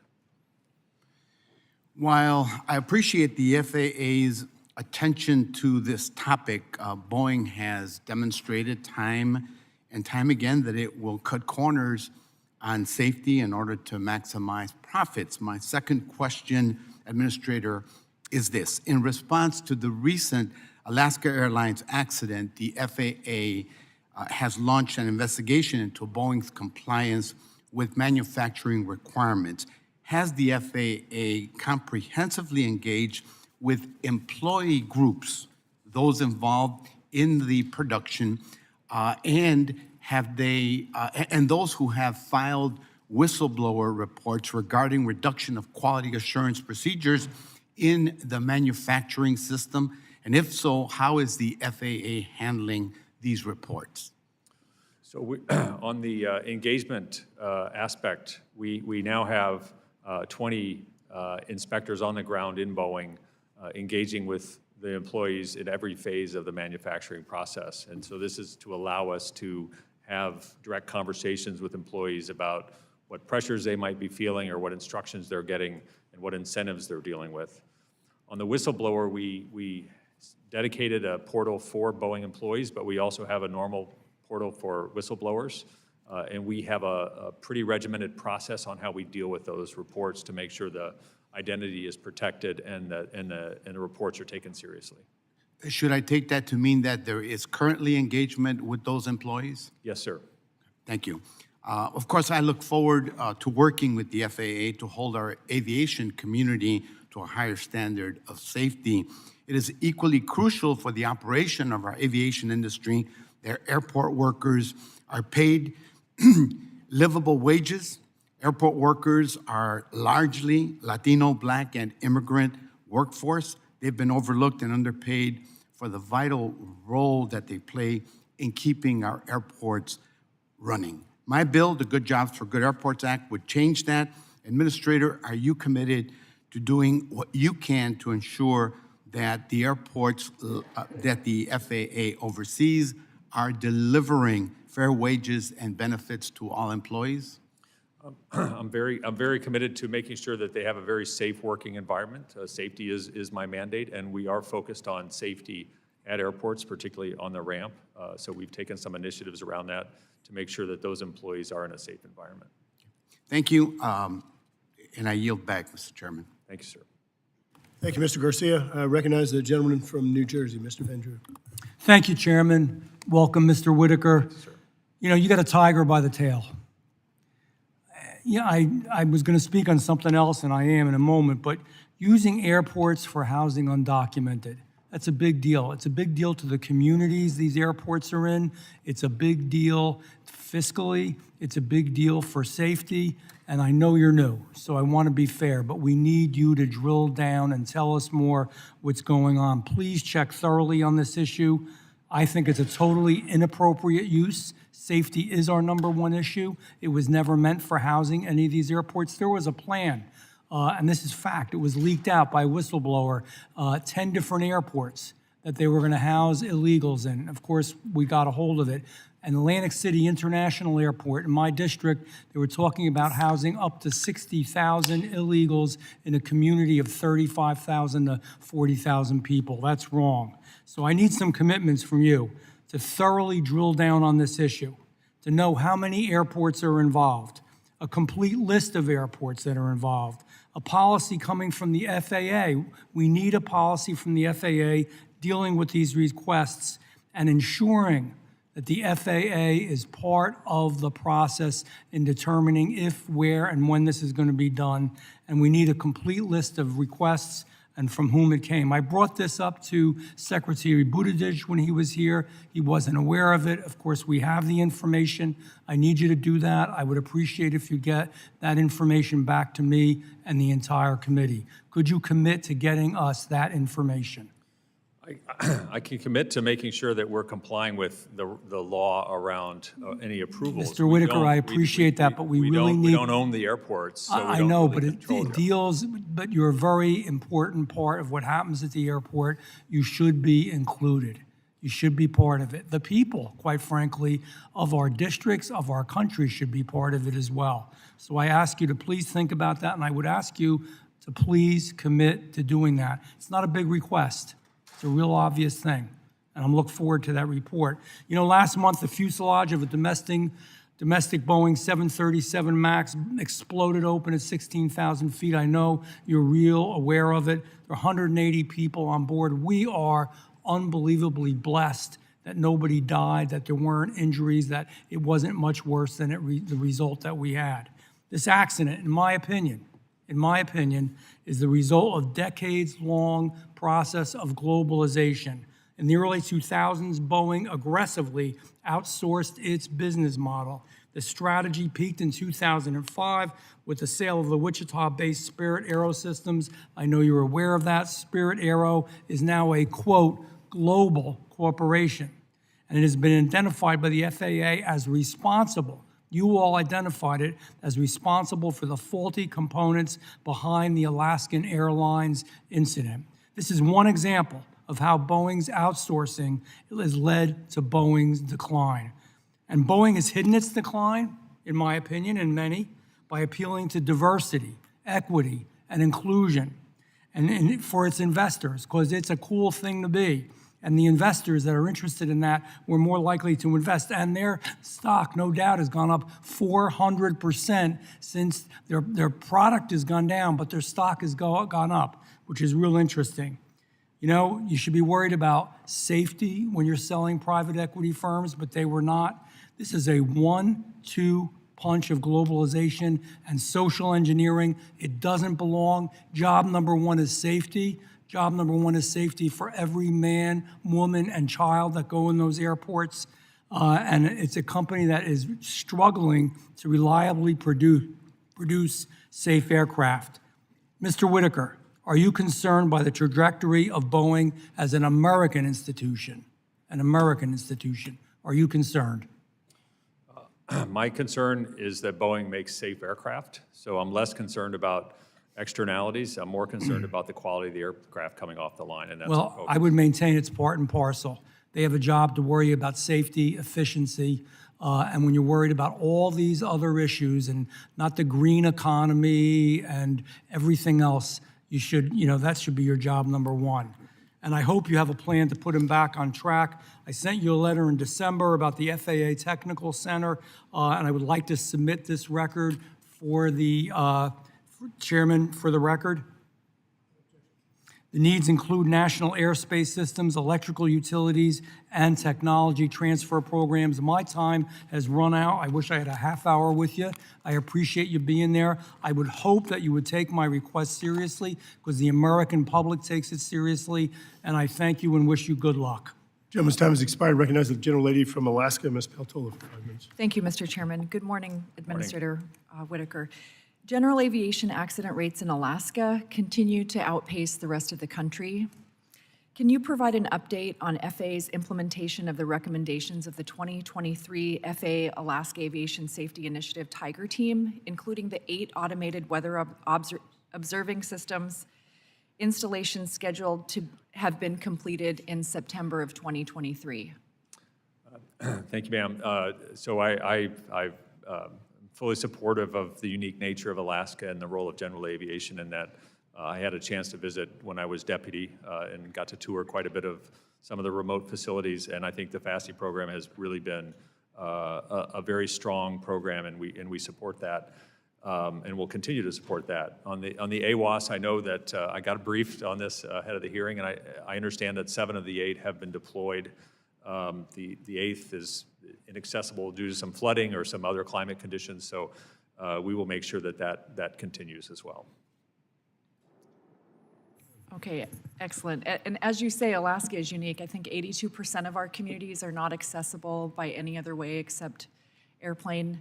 The FAA passed, or the House passed the FAA reauthorization bill, and it included Section 510, the Don Young Aviation Safety Initiative, which calls on aviation stakeholders to work together to reduce the rate of fatal accidents by 90% by 2033 in Alaska, Hawaii, Puerto Rico, and other American territories. And this provision includes a number of initiatives designed to further the objective, and I'm wondering what you see as steps that are necessary to achieve this kind of reduction. Well, I think it's laudable that we have such an aggressive goal, and that is how we brought the commercial aviation accident rate down to its current level, and getting the stakeholder groups working together. I think with GA, there are a lot of technologies that can be deployed to create better situational awareness in the cockpit, and more tools, particularly around weather and unpredictable weather, but also redundancies around landing systems and the like. So I think this is an area where technology and quick deployment of technology can really be a benefit. So I think it's really positive that all these stakeholders are working together toward that. Thank you so much. Thank you. I yield back my time, Mr. Chairman. Regrettably, I yield to Mr. Mann. Thank you, and thank you for being here today, Administrator Whitaker. I represent the big first district of Kansas. There's a strong relationship between the Kansas economy and aviation. There are 91,000 jobs attributed to the aviation industry in my state, including 42,000 from the aerospace manufacturing segment. Aviation ranks second in economic impact in Kansas, only to agriculture. For our aviation industry to thrive, the FAA needs a roadmap of updated congressional priorities to adopt long overdue policy changes and regulatory requirements. Delays in rulemaking and insufficiencies in the workforce are bottlenecking the industry. It's imperative that Congress passes the reauthorization bill so the FAA, its workforce, and the aviation industry are able to address the backlog of concerns that my colleagues and I have all been raising for months so that America can return to its gold standard status in aviation. A few questions, Mr. Whitaker. We've heard a lot about the FAA's rulemaking process and the importance of it for innovation, safety, and international leadership. What will you do under your tenure to make this process more timely, transparent, and accountable? Thank you, sir. I think transparency in general, I think, needs to be improved, and efficiency needs to be improved, delivering services, registrations, for example, certification process. So we are working on those issues. Rulemaking is a little different because it's driven by the Administrative Procedures Act, so we are required to have certain time periods for comment and certain process and procedures. I think the best we can do is make sure we get that transparency and know where we are in the process and try to keep the process moving. Rulemaking can have a dozen different steps in it, and just make sure that we're continuing to keep sunlight on that and keep things moving as quickly as we can within the confines of that law. And then can you specifically address unmanned aerial systems? In other words, how is the FAA adapting its regulatory framework to accommodate the rapid evolution of unmanned aerial systems and advanced air mobility technologies? I think we got to acknowledge that this, is here to stay. It's a growing part of the aviation industry, tremendous potential for Kansas and the rest of the country. And how do we make sure the FAA is appropriately and quickly reviewing these new technologies with safety front and center, but also not having unnecessary delays as well? Yeah, it is one of our big challenges, and right now I think it's mostly been dealt with in a one-off manner. So I think recently we've gotten much better on the small UAS and through this exemption process. So we've been able to satisfy a lot of the BVLOS operations and such. Advanced air mobility currently would have to operate under existing rules, which is doable but not scalable, if you will. So I think what we need to do is work as an industry with all stakeholders to develop that roadmap that integrates all these technologies and tries to keep up with their pace of development. So I think we don't want to be in the way, but we need to make sure that they're being deployed safely, and that's our top priority. Yep, I agree. As an aside, I hear from multiple manufacturers in Kansas of all sizes that just talk about how long it takes for the FAA to respond to new ideas on how do we do things better, how do we innovate, how do we make sure that the U.S. continues, that we are the world leader in the aviation space. A big part of that, of course, is manufacturing. A big part of that is having an FFA that's adaptable, understands technology, understands where the industry's heading, and how do we partner together to promote safety. So, last question. In your testimony, you outlined several initiatives on increasing the air traffic controller workforce. What strategies are you implementing to bolster other fields in the aviation force, such as aircraft mechanics, pilots, other segments of the industry?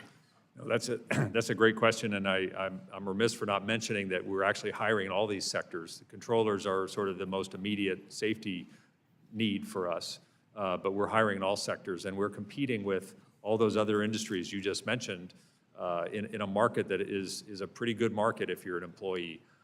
So I've often said I'm the chief recruiting officer for the agency, so we're doing direct outreach to schools. We're trying to cast as broad a net as we can to interest people into coming into the FAA. And maybe they come in for 30 years or maybe just 3 years. So we want to make it easier for folks to come through and have an experience there and then maybe go do something else afterwards. So it is a priority, and it's not an easy one to get after. Great. Thank you, Mr. Chairman. With that, I yield back. Thank you. Thank you, Mr. Mann. Gentlelady from Nevada, Ms. Titus, recognized. Thank you, Mr. Chairman. Nice to see you, Mr. Whitaker, and congratulations on having this position. It's going to be a tough job and a tough place, but I know you're up to it, and we appreciate it very much. Aviation is so important to my district, Las Vegas. We've got a very crowded airspace with the military, with the drones, with the commercial flights, with the general aviation. So this is really critical, and I want to thank y'all for your recent investments from the bipartisan infrastructure law. You brought $49 million for the infrastructure grant funding for all the airports in my district, and that's really helpful and really appreciated for improving runway safety and taxi upgrades. But I'd like to go back to the issue of the air traffic controllers. We know that air travel is increasing, and yet the number of air traffic controllers is not. I think you hired 30 last year, including trainees. And they're often forced to work overtime 6 days a week, and that leads to stress and burnout. And would you just say again for the record how you're trying to address that issue? You've identified all the problems that I've also identified coming in, and it's, I think, one of our most pressing needs. And I would add to that, it takes years to make an air traffic controller. Yeah. It's a long journey. It's not an easy job. It's a very rewarding job, but we need to hire as many as we possibly can. So we are ensuring that our own process is delivering as many as it can through the academy in Oklahoma City. But we also want to work with universities in the private sector to make sure we're able to pull as many from that source as well. So we've become more flexible with military hires. It used to be twice a year, so if you didn't happen to leave the military at just the right time, you had to wait 6 months. We now have a constant hiring of military controllers, which will increase the number of folks who can go directly into the towers or centers. We're working, I think, one of our most promising outlets will be these aeronautical colleges and universities, where the students can get the exact same curriculum as the academy, and then go directly into it, pass the exam, and go directly into a tower or radar facility. So going forward, that will allow us to really increase the pipeline. But in the short term, it's going to be hard to, because it takes so long, it's going to be hard to move that needle very much, at least till you get about 2 years out. I think there's a place in some of the community colleges for developing programs like this. I think that could certainly be eligible if they're able to teach that curriculum and have the training tools. It often requires being around a lot of retired controllers. They have a relatively early retirement age. A lot of them become instructors afterwards. So, but I think I'd like to really see that program expand as we go forward. Thank you. Yeah, me too. If we can be helpful, let us know. Also, we're seeing more and more in different modes of transportation that companies are acting in ways that tend to prioritize profits over safety. And you mentioned in your testimony that the agency found inspections of the grounded 737-9 MAX aircraft showed Boeing's quality system issues were, and I quote, unacceptable and required further scrutiny. Do you have confidence then your suppliers that they can kind of maintain this quality control? It's not a fox guarding the hen house kind of situation? Well, I think we're going to look at this process really top to bottom to see where the incentives are, where the failures are in the system, and we're going to demand that quality come up to the appropriate schedule. We certify aircraft to be built to very specific specifications, and they have to be built to those specifications. So regardless of their other motives, they're not going to be able to build more airplanes until they meet those standards. Okay.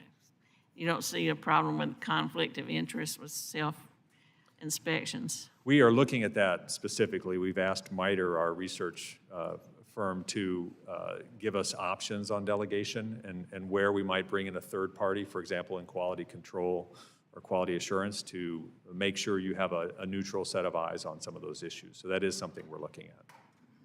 Okay, and then just in a second to throw out there about the framework for beyond line of sight. Now it's based on a waiver system. We want to put those rules in place. Are you moving forward with that? We're gonna move as quickly as we can on that one. Okay, Yes. a lot of people want you to move a little more quickly. I've been getting that message. Thank you. Okay, thank you very much. I yield back. Thank you, Ms. Titus. Gentleman from Utah, Mr. Owens, recognized. Thank you, Mr. Chair. On behalf of the Westerners, Utah is a remarkable place of conversions and connections. Fastest growing state in the union right now. We have the Olympics possibly, inland ports. So it's going to be very important that we have that conduit coming from places, a hub like Utah. That being said, the FAA has identified multiple time blocks where the DCA airport is currently underutilized. Do you believe more flights can be added safely and efficiently to that process? So our focus with respect to DCA is whether it's safe. So we're not involved in the decision around where the flights can go from DCA. So our focus is entirely on the safety aspect.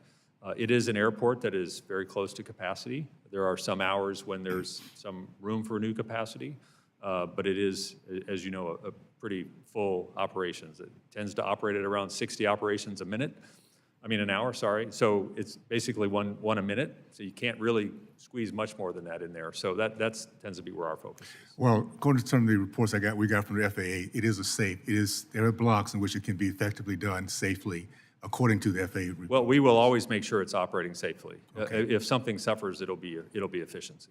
Okay. Outside the perimeter are tens of millions of Americans who deserve better pricing, better value, and more convenient access to D.C. representatives. I encourage you to support the efforts to provide a consumer-free market to our nation's capital. I would really appreciate that. In my hometown airport, Salt Lake City, is currently phase 2 of a three-part, $5 billion development. Can you explain the impact of the delayed FAA reauthorization to Salt Lake City International and airports like that are going through modernization? Yes, I think you're hitting on a very important point. These projects have a certain momentum, and they need to be funded, and they need to operate under current authorization. So I think it's vital that both of those pieces happen. Okay. I'm going to yield my remaining time to my good friend from Texas, Mr. Hill. Thank you. And I apologize, Mr. Administrator. These wonderful gentlemen give me their time when they don't have anything else to say. And I've got so much to talk about with you. So just for the record here, I asked you, did you write this letter? And you stated you didn't, but you had somebody ask you to write this letter. Can I ask you who asked you to write this letter dated February 5th? So I think the discussion probably would have been with our government affairs team that focuses on providing technical assistance on legislation. But you couldn't specifically, somebody come up to you and said, hey, Mr. Administrator, I'm drafting this letter. I want you to approve this letter so we can send out to Senators Cantwell and Cruz? No, it comes through a correspondence. We put out a lot of correspondence, and the last 4 weeks I've been mostly busy on other topics. Okay, so it was written by, your opinion, some government affairs team within the FAA? Presumably, but I don't know precisely, but that normally would be how it would be developed. All right, fair enough, fair enough. You did state that, I bring this letter up, and you stated that it is not the official position of the FAA to oppose raising the retirement age to 67, but you have some concerns, and in the letter it talks about we always prioritize a robust process to identify risk and ensure mitigations to maintain safety, but we do not test in a live environment. We do not test in a live environment. Could you tell us what that means? The members up here, what the hell's a live environment? Explain that to me. I think I believe what that means is we don't change a rule to see how it plays out. We usually like to do the research before we change a rule. Okay. Would you consider, are you familiar with Basic Med? Basic Med, the study, the Basic Med safety study? Yes. All right. The FAA authorized it. They let it run. They looked at it after 3 years, like 2017, 2018, 2019, and they reported back to Congress. It's right here. I have it here. An FAA report submitted to Congress, as required, on March 10th, reviewed 3 years of general aviation data and concluded that the Basic Med program is safe. Isn't that a live study? I mean, they were flying around. These general aviators are flying around. They're looking at whether it's a third-class medical versus a Basic Med, and they found out that Basic Med works. That is a live study. Would you agree? Yeah, that was based on a legislative mandate. Yeah, but I know it's a legislative mandate. We don't but refuse that is a live study, though. I mean, come on, how could you not agree with that? They're flying around and they're reporting back 3 years of data, and they're saying, hey, there's no issues with Basic Med. That's a live study. Right. Okay, just want to get that, because it says we do not test in a live environment. That's not true. I yield back. Thank you, Mr. Nels. Recognize Mr. Carbajal for questions. Thank you, Mr. Chair. Welcome, Administrator Whitaker. Prior to the Alaska Airlines 1282 accident, did the FAA find any evidence of persistent quality control lapses in any of Boeing's production lines? So recognizing that to answer that question, a lot of that is before my tenure, but I think the production problems with the 787 beginning in 2019 through recently are pretty well known. And even just in December, we had an airworthiness directive around a loose bolt on a rudder system. So I think there were already some recent reports of production issues with Boeing. Not to hammer on that, but you did mention some bolt issues recently. Has the FAA become aware of any other lapses since the start of the investigation? So the investigation is ongoing, and we're supporting NTSB in their investigation, of course, of the incident itself. So there are no findings really to discuss at this point. The audit investigation is going on, And the only thing I can say about that, it hasn't shown any findings that have led us to immediate action. So we're just going to take the data we get from that and analyze that to decide how to move forward. Thank you. Mr. Whitaker, one of the FAA's most successful government industry partnerships is the Contract Tower Program. 262 smaller airports participate in this critically important air traffic safety program, including 21 in California, one of which is in my district, the San Luis Obispo County Airport. This critical air traffic safety program is important to maintain and develop regional service and supports DoD flight training operations and military readiness as a pilot flight schools all across the country. It is also important to note that contract towers account for approximately 1/3 of all tower operations in the nation, and about 70% of contract controllers are veterans. Mr. Administrator, what assurances can you give me and my colleagues that contract towers will remain a priority for you? Well, I can assure you that we certainly support the program, and given the hiring challenges we're having with air traffic controllers, no incentive to try to tinker with the system as it's working. And in fact, we also do hiring from contract towers as well, so it's a source for our own controllers. So we're fully supportive of the program and want to make sure it's working, particularly in smaller airports. Great. Also, staffing shortages continue to be a challenge throughout the industry, which you just now touched on, including contract towers. What measures can the FAA and the industry undertake collaboratively to address staffing challenges at these towers? I think we're doing all that we can do from that we've been able to think of for our own hiring purposes. But I think, it's become a very competitive market. There are a lot of new entrants in different aspects of aerospace. So I think we just have to really compete for those employees and give them a good working environment.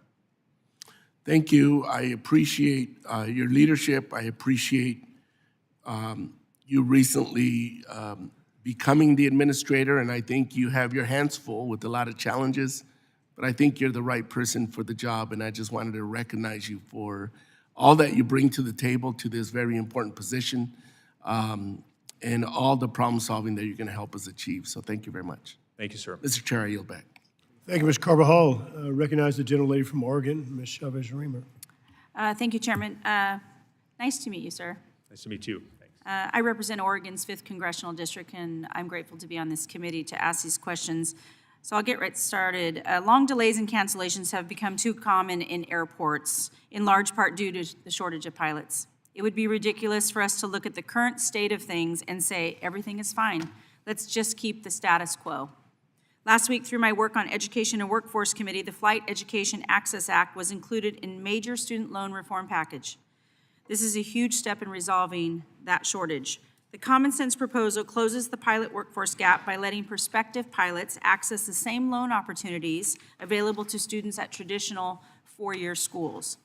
It increases the total maximum amount of the federal direct unsubsidized Stafford loans an eligible dependent may borrow to $11,000, increases the maximum amount for independent students to $137,500, and increases the maximum amount of federal direct Stafford loans to a total of $65,000.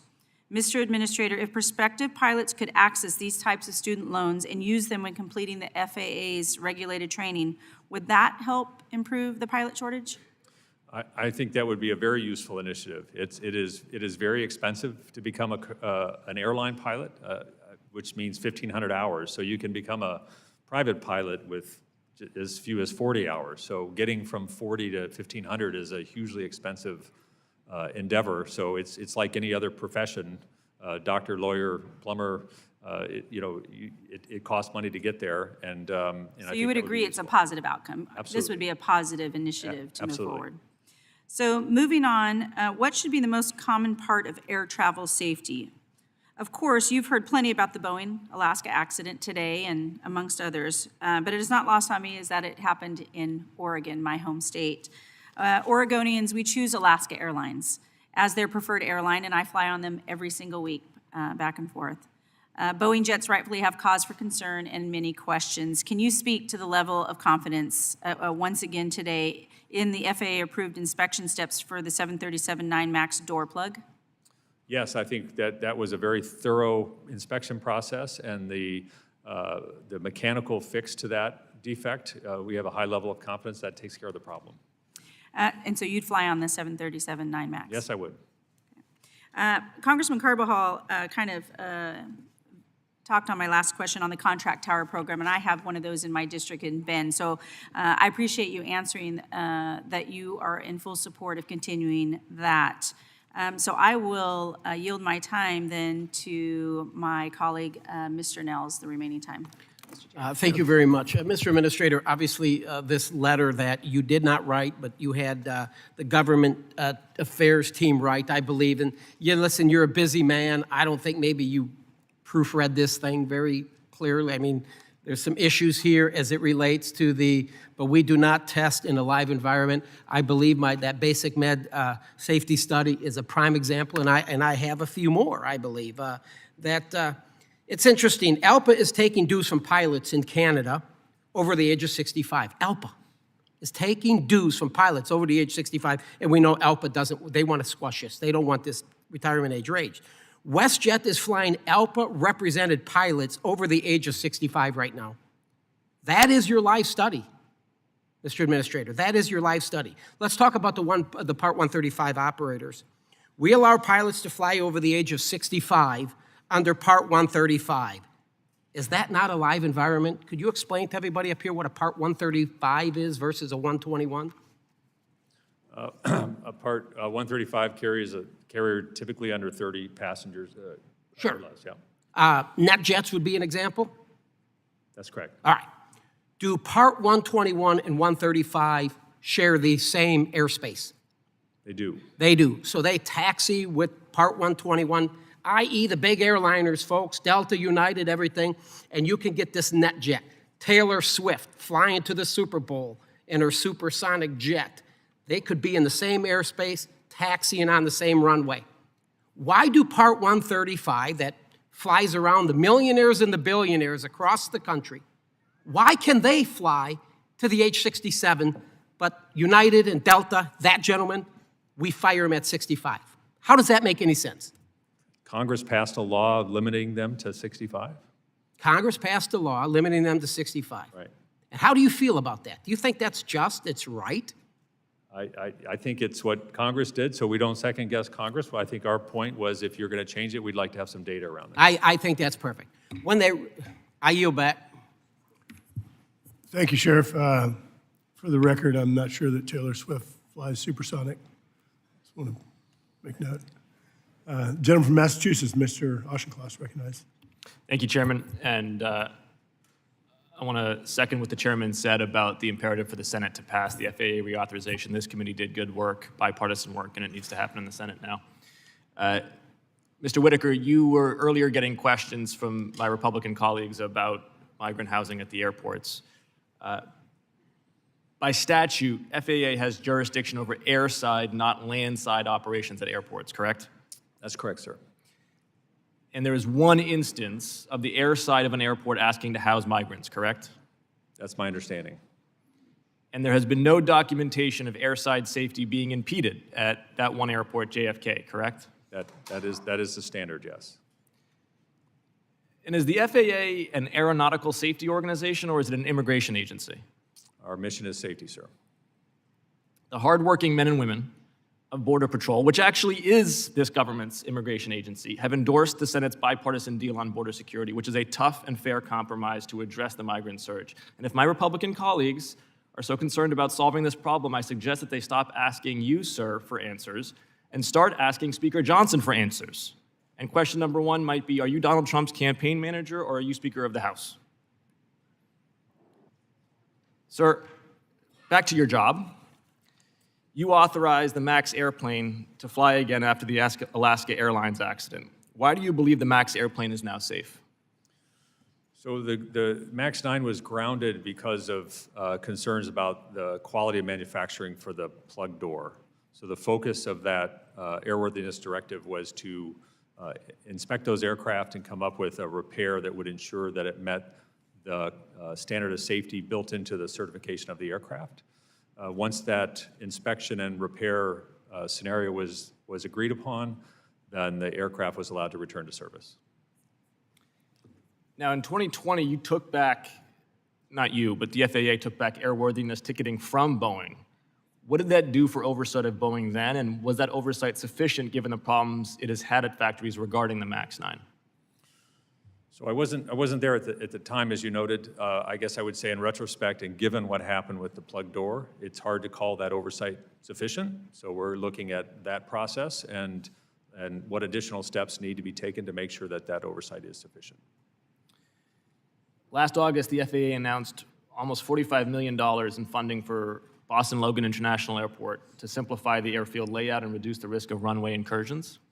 Can you speak to how investments like that will improve passenger safety and any other work the FAA is doing to reduce the risk of near misses? So issues that happen in the airport environment and on runways, each airport is unique. It has its own geometry, and certain geometries create natural situations that can cause confusion. So trying to, and we call them hotspots, trying to identify those hotspots and correct them either through signage, lighting, or sometimes moving taxiways is highly effective in keeping them safer. So the good news about these type of events is there are really straightforward solutions, and we've been deploying those solutions. I want to join my colleagues in saying how happy we are to have you in this position, how qualified I think you are for this job, and looking forward to seeing the work that you can do for maintaining and improving America's gold standard reputation for airline safety. Thank you. Yield back, Mr. Chair. Thank you, Mr. Auchincloss. Recognize the Vice Chair of the Subcommittee, the gentleman from Indiana, Mr. Yakin. Thank you, Mr. Chairman, and thank you, Administrator Whitaker, for being here today. After a robust, open, and transparent and bipartisan process, the House passed its FAA reauthorization last July in an overwhelming 351 to 69 vote. And it appears we're finally going to see some welcome movement from our colleagues in the Senate later on this week. Hopefully that means we can soon provide certainty and stability to your agency, to the aviation community, and to the flying public with an FAA reauthorization centered around our gold standard of safety and continued American aviation leadership. But it's that leadership I'd like to speak about today, or in this particular case, the lack thereof.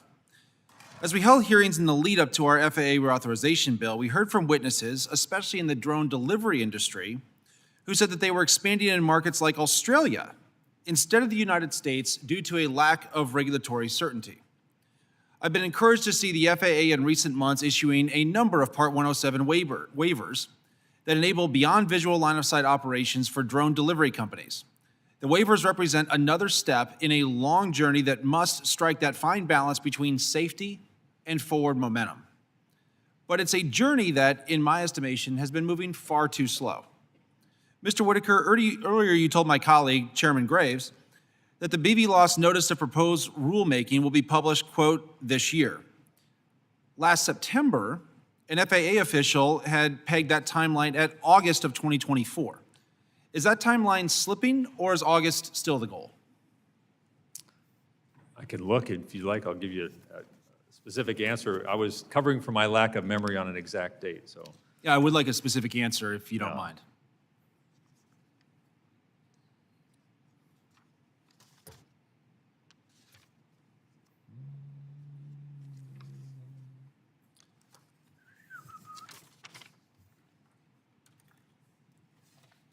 I'll just circle back with you. I will give you a precise answer. I just don't recall. Great. I would like a precise answer on that. And furthermore, if the timeline from August, which was told, or an FAA administrator told, or official told back in September, if that timeline from August is slipping, I would like to have you circle back and articulate why within the FAA that timeline is slipping.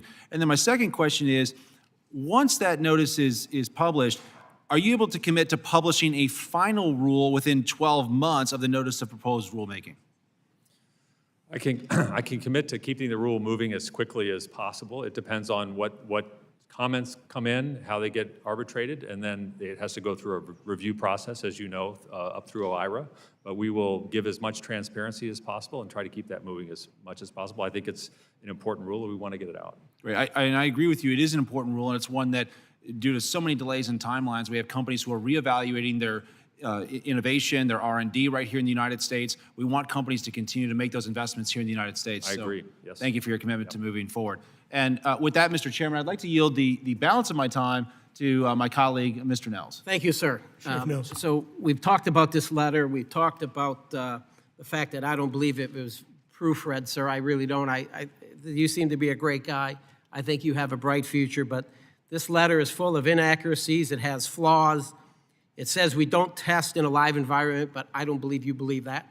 I just think that that's not what you believe, and I think we can point that out. The last sentence of the letter, it says, quote, "It is critical to provide the agency an opportunity to conduct research and determine mitigations." You talk about conducting research. Everybody that's listening, watching, Japan, New Zealand, Australia, our friends to the north, Canada, all have pilots above the age of 67. They've had no safety issues. Zero, no safety issues. The head of the FAA in New Zealand, I went up to ICAO. I flew up to Canada, went to the ICAO meeting. The FAA administrator of New Zealand said they have pilots flying up to the age of 75, and they have no issues. That's your live study, sir. Call them. Ask them. I even got, believe it or not, John Prater, the former president of Airline Pilots Association. It says, in the past, reference 60 to 65, in the past, commercial airline pilots who did not want to stop working at age 60 took jobs with international airlines or charter operators for which the retirement age was higher. The experience of these pilots should also be studied, said John Prater, president of ALPA. Quote, "You can look globally, look at Canada, and look at pilots flying in corporate aviation and on-demand services like NetJets." He says, referring to a large private aviation, "The GAO could expand and ask the airlines themselves. That's the avenue they could investigate if they choose to expand their look," end quote. I yield. Thank you, Sheriff. Recognize the gentleman from Texas, Mr. Allred. Well, thank you, Mr. Chairman. I want to thank you for holding this hearing. It's on an incredibly important topic at an important time. And thank you, Mr. Administrator, for being here. I know that we're all united in wanting to restore confidence in our air travel. You know, when we have some Americans travel quite a bit, as we all do, and I was sitting next to some folks the other day who were saying that they were filtering out in their travel plans the planes that they think are unsafe. And when we have that, we know that we have to respond. And so we have to respond together. Here on our responsibility is to help you to ensure that we remain the gold standard. And you certainly have my commitment on that. And I wanted to just ask you about, in reference to Boeing's internal oversight, you say that it's time to re-examine the delegation of authority and assess any associated safety risks. Can you discuss how the FAA intends to change oversight at the manufacturing sites to meet this goal? So what we're doing a number of things. We're doing an audit of the manufacturing process. We are looking into what is delegated, what could be overseen by a third party. And we have inspectors on the ground talking to employees to understand sort of the ground truth, if you will, of what's happening, what the pressures are. And based on that outcome, we will look at putting together a program to continue to add direct oversight to what otherwise was sort of an auditing approach. So a much more hands-on approach going forward. That'll be really designed after this 6-week audit period is finished and we have a better understanding of what's going on in the factory. And do you need any further authorizations or support from the Congress in order to do that? Is there anything in the FAA reauthorization that would assist in that? Well, I do appreciate you saying that the willingness to work together. I do think with a problem like this, we all need to be rowing in the same direction. Congress, Boeing, the airlines, the FAA. I think we all want the same outcome, which is safe airplanes. So we will certainly come back with you on that. I think we do anticipate needing to hire more inspectors. The oversight before was a different skill set. I mean, we need folks who are trained to be on the ground and much more hands-on.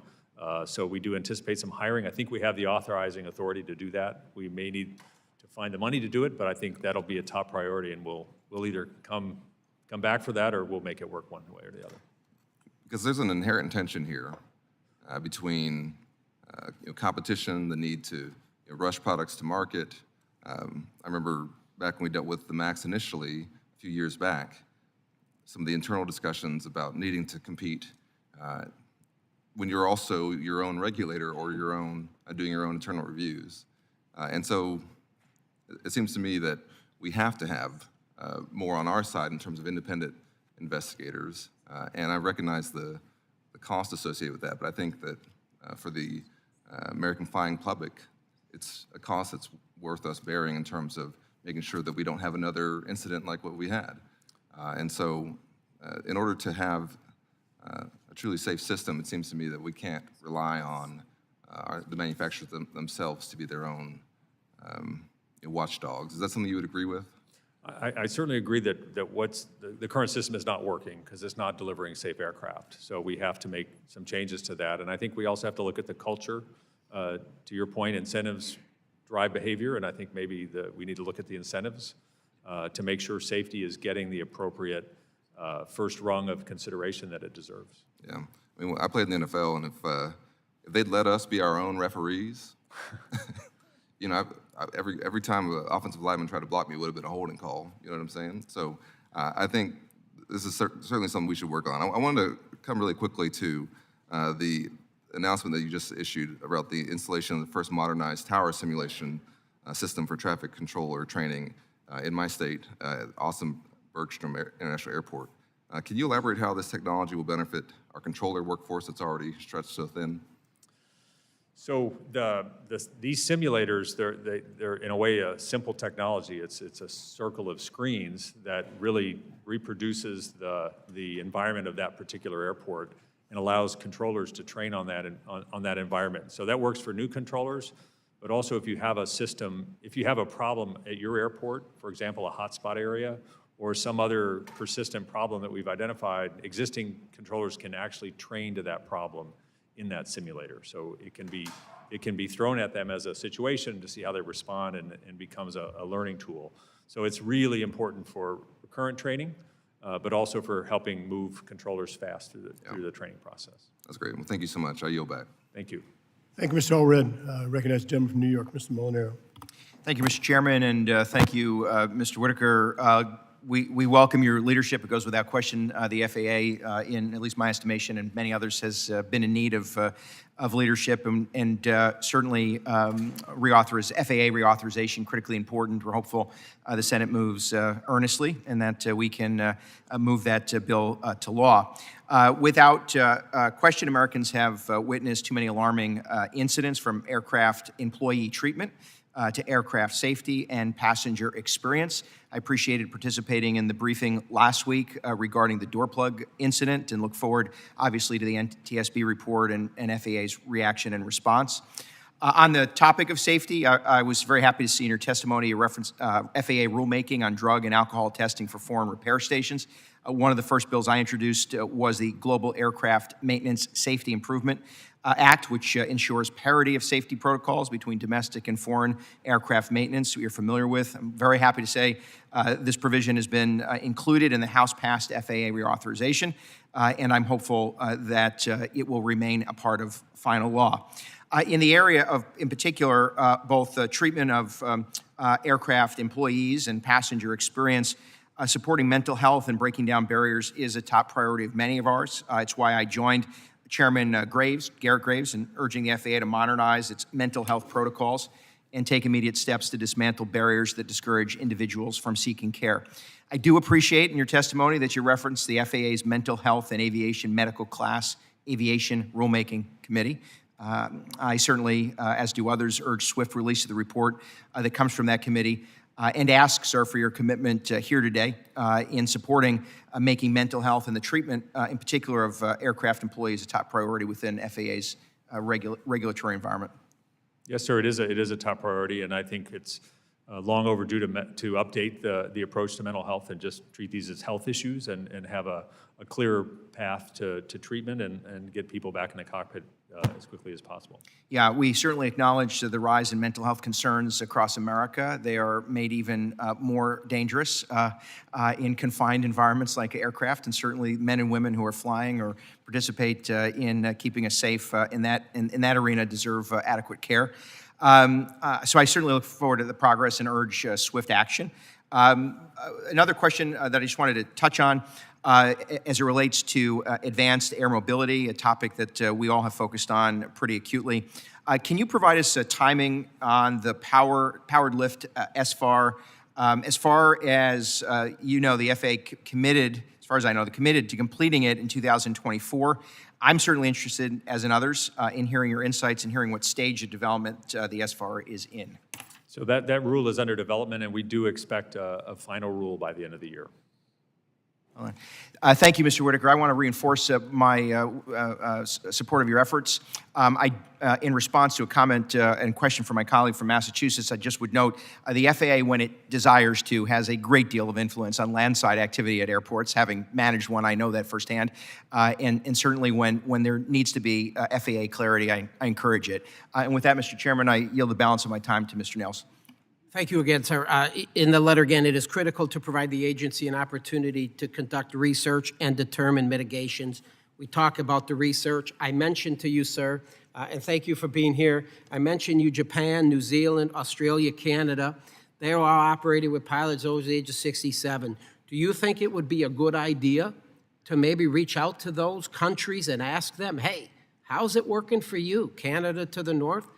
I mean, any issues with this? I mean, we're all human beings. Any issues? Do you think that would be maybe a good idea to try to help accomplish what you asked for in this letter, to conduct research and determine mitigations?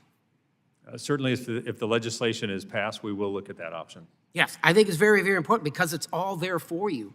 I talk a little bit about the 135s, right? These Part 135 operators that are flying the millionaires and billionaires. A lot of people can't fly that in this room here. They're flying around the millionaires and the billionaires, and those pilots can be 67 years old. And the FAA is okay with that, correct? I mean, they can fly 67 years old and fly the millionaires and billionaires in the same airspace. And Brosi argued with me on that one. The ALPA president said, oh, no, they don't operate in the same. He's not being truthful. They fly in the same airspace. You would agree with that? Do I agree that they fly in the same airspace? Yes. They do, yes. So how can we allow pilots to be 67 to fly the millionaires and the billionaires, but not allow Delta, United, and American to do it when we know we have a pilot shortage? Well, we don't set these age limits. The Congress does that. I know it. We're going to fix it. We're going to fix it today. Thank you, Sheriff. Recognize the patient gentlelady from California, Ms. Bradley. Thank you, Mr. Chairman. Appreciate that. Welcome, Mr. Administrator. Thank you for being here. Last week, we learned again about Spirit Aerospace, and they incorrectly drilled holes in the fuselage. I'm wondering if you know at this point in time, has FAA determined how many aircraft were delivered to customers with these problems, and what actions are being taken to address this newest problem with Boeing and its supplier? So we're working with Boeing to understand what happened here, and so we're investigating that piece of it. These are small rivets that hold a window in place. So likely what that means is we know it's not to compliance, so we want to understand why it has not been manufactured per design, and then we'll see what corrective actions need to be taken to repair the windows and when that has to happen. I'm talking about incorrectly drilled in the fuselage, that they had drilled holes that were too close to the edge. Yeah, those were around a window holding. Oh, okay. Yeah, in the fuselage. Okay, very good, very good. So the House FAA reauthorization bill would create a new deputy administrator for safety and operations to engage in the certification and operational approval of life-saving technologies. Can you share your thoughts on how technology will improve aviation safety and how you would use the new deputy administrator role to further advance technologies? I think that technology has been one of the great tools that we've had to reduce the accident rate in aviation. And I think there's a lot of benefit in expanding what's available, particularly into GA aircraft, to provide more situational awareness in the cockpit. I think the focus needs to be looking at ways to bring that kind of technology to market as quickly as possible, recognizing the positive impact that it has on safety. So I could see that role being helping to facilitate that action. So the deputy administrator would be really responsible to trying to really prioritize this within the organization? I think we always want to prioritize safety, but it would be an additional resource to have perhaps quicker implementation. Great. Thank you for that. The FAA and PASS, the Professional Aviation Safety Specialists, have been in collective bargaining for over 2 years now. What's the status of that? My understanding is that the vast majority of terms have been agreed. There are, as happens in these types of things, a handful that are still outstanding. We're committed to working as quickly as possible to try to get to final resolution. I understand that following the January 24th FAA approval of the 737 MAX 9 inspection plans, both Alaska and United began to return aircraft to service. Do you know how many aircraft remain to be inspected, and have you heard from these airlines what their total estimated losses have been since the original grounding? I don't have any information on the financial impact of this. I'm sure they're dealing directly with Boeing. As far as the number of aircraft returned to service, I think it's been about 90% so far. I don't have a precise number, but most of them have been returned to service. Thank you, Mr. Chairman. I yield back. You didn't want to yield your time to the gentleman from Texas? I thought about it, but I thought I would pass. Thank you, Ms. Brownlee. Recognize the gentleman from New Jersey, Mr. Kane. Thank you, Mr. Chairman. And I would like to thank Administrator Whitaker for being here today. Runway safety is a critical aspect of aviation. And many runway instances and near misses have been reported over the past year, and you outlined in your testimony the actions the FAA has taken to address these risks. What are some of the challenges you still face in addressing such safety risks? I think we don't have a lot of direct barriers other than sort of capacity of manpower. So we've dispatched runway safety teams to virtually every major airport in the country to review the geometry of the airport and to assess what technologies might be helpful, whether it's as simple as lightings or signs or a more complex surface awareness technology. It's the surface awareness technology in the tower that's the most helpful, and I think that's sort of the long pole in the tent at this point. Okay. How is the FAA addressing workforce challenges, particularly in terms of acquiring and maintaining the expertise necessary for certifying new technologies, such as unmanned aircraft systems and advancing air mobility technology? So these new technologies do present challenges for us on the certification side. There are a lot of new systems, a lot of new capabilities that are new to aviation. So bringing in the right workforce to work those issues is an ongoing challenge. We're competing with all these companies out there that are developing those technologies, but we're working to make sure we have those resources in place. What is the FAA doing to ensure that the agency is ready to fully implement the FAA reauthorization legislation, which the Senate has yet to act on when it is signed into the President and enacted into law? Are you doing anything to anticipate your reauthorization in-house? Are you talking about the new legislation Yes. coming in? So when that legislation is complete, we have a process that we'll run to identify the projects for us that come out of that and set up a sort of a program management approach so that we are tracking those, trying to meet the deadlines.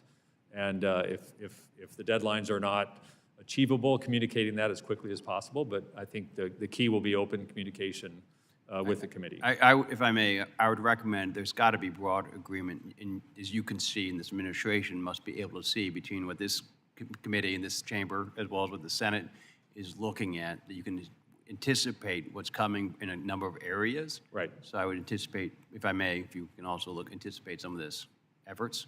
Yes, sir. And with that, I will yield the remainder of my time to Mr. Nels from Texas. Thank you, sir. In your early testimony, you talked about you established I think it was an independent safety review team for the Boeing situation. Is that correct? To look at Boeing? There was an independent safety review team established last year before I came in response to near misses. Sure. And they put out a report in November. Mm-hmm. And I'm all about safety. I know you are. Everybody in America wants to have, we got the greatest aviation. I mean, our reputation is rock solid. We are safe. We have done a very good job in this country as it relates to aviation safety. Could you consider asking a group like that to go review some of the records from Japan, New Zealand, Canada, to look at it? I mean, it's a safety review team. Get the records. Ask them, hey, tell us a little bit about your history over here and your programs and having these pilots at 67 flying around up to 70. How's it working out? Don't you think that would be very useful information, not only for Congress here, but for the FAA, the administrator specifically?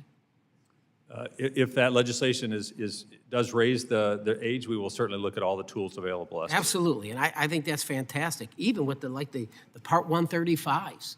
I mean, are you aware of any issues related to Part 135s? I mean, has your office received phone calls about potential issues related to all the 135 operators that are flying right now while we're having this conversation? You get all the data, don't you? I mean, are you a receptacle of a lot of the complaints and the data safety regulations as it relates to Part 135? We would certainly look at that data as part of that.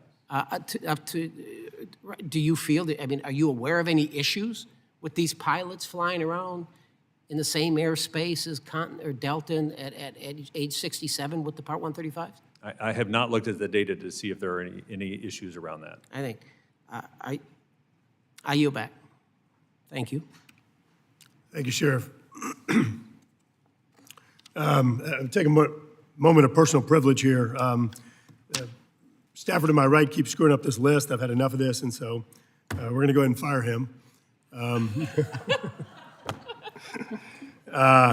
Seriously, to my right is Chris Sen, who has served in our military, got a master's in aviation and new interest in the market, has a law degree, and has been an incredible asset to this committee as we've gone through and built this near-perfect aviation bill. I think this is going to be the last subcommittee action this week, and I just want to take a minute. He's going to be taking off at the beginning of next month, and I just want to thank him for his dedicated service working in a bipartisan manner with the entire aviation team. And I'll say it again, has just been a tremendous asset to the committee, and really do appreciate his service.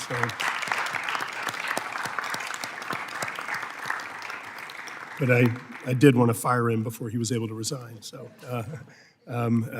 Chris, thank you very much. Really do appreciate your service and friendship, and good luck. With that, I recognize a gentleman from California, Mr. Pasalian, for 5 minutes. Thank you, Mr. Chairman. I'd like to add my thanks to your staff. I also want to, right at the beginning, say to Mr. Nels, I'm too old to yield any time to you, so you're not going to get any of my time. Mr. Administrator, you have a long, illustrious career, and I agree with many of the comments, but you've seen this industry, your organization and the industry regulates both the manufacturers and the airline companies.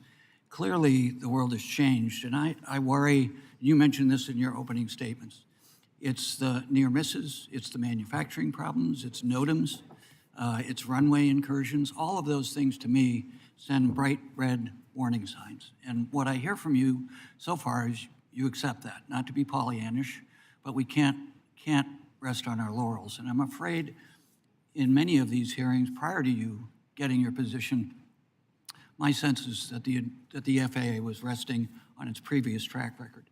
And quite frankly, your organization reminds me of NASA just before the Challenger disaster and the observation by the commission that institutional deviation, but with you, it's writ large into the culture.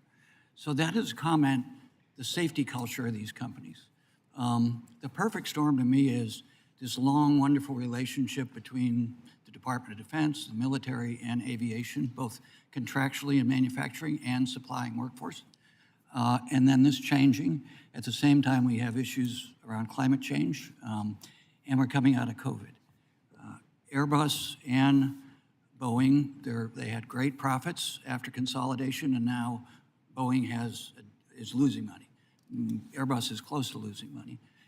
Similarly, in your conversations with the air carriers, the commercial air carriers, enormous pressure. Warren Buffett had a great line about investing in airlines. He said, I have an 800 number I call at 3 in the morning to say, this is Warren Buffett, I'm afraid I'm going to invest in air stocks again. Please talk me out of it. But he still did it. So the safety culture versus the risk assessment from the details of, in the FAA reauthorization, one of the parts that we put in there, in the case of Alaska, the root cause can go back and find out who actually worked on that plane, what hours they worked on. I'm told Airbus has that information when they do it. So those simple things from the safety culture writ large, I would like your response. And as you talk to the CEOs who are under enormous pressure coming out of COVID, when we kept them in business, and with ridership going up, to avoid losses in an investment market that can move very quickly away from them, that would create greater damage. And then on top of that, you've got Boeing that's not going to be able to supply the product that they're contractually already into, and have serious financial disadvantage to delay that too long. So that's a long question about safety culture. How do you maintain a safety culture or return to that safety culture that we used to have, and I think we've lost, and we're one disaster away from the industry imploding? Thank you for the question.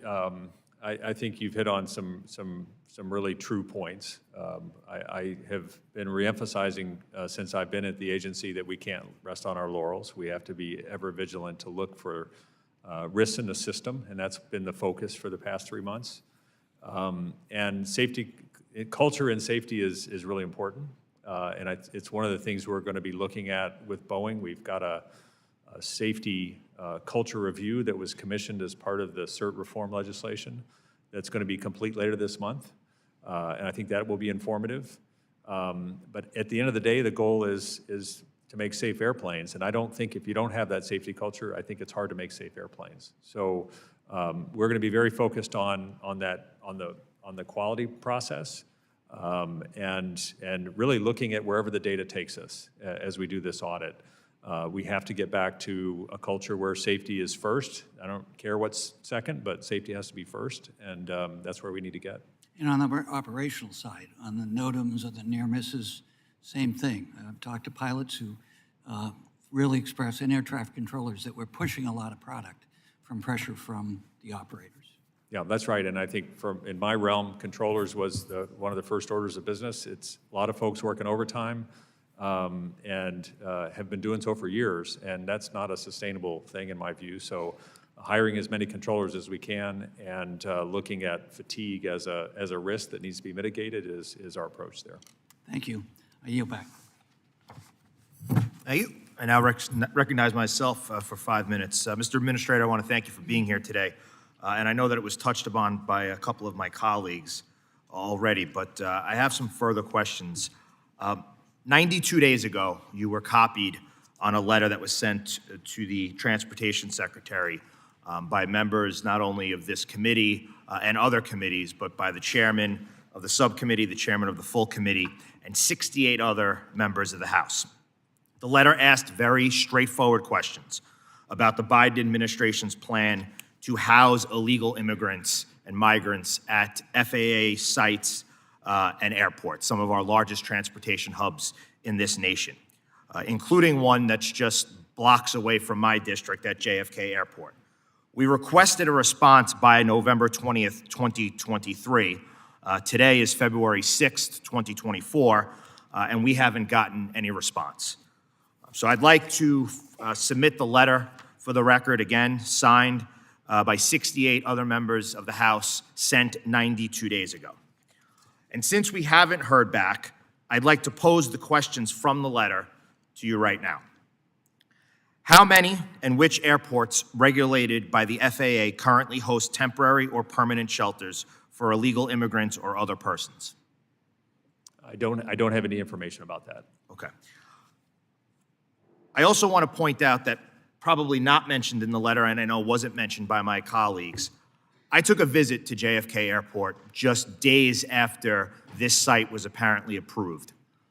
I coordinated with Mayor Adams' office, I coordinated with the Port Authority, TSA, and I spent a career in the NYPD as a detective. And one of the most startling things that I found when I got to JFK Airport was not the fact that the FAA or the City of New York actually had me go all the way to JFK Airport only to tell me that the meeting was canceled and they were not going to allow me to tour the facility.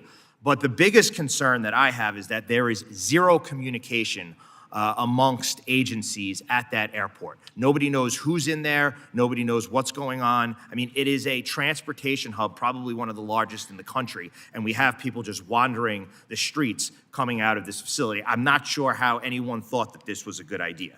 Has the FAA received or granted any request from an airport or a local, state, or federal agency between January 20th, 2021 and today to temporarily use a facility for purposes of hosting a migrant shelter?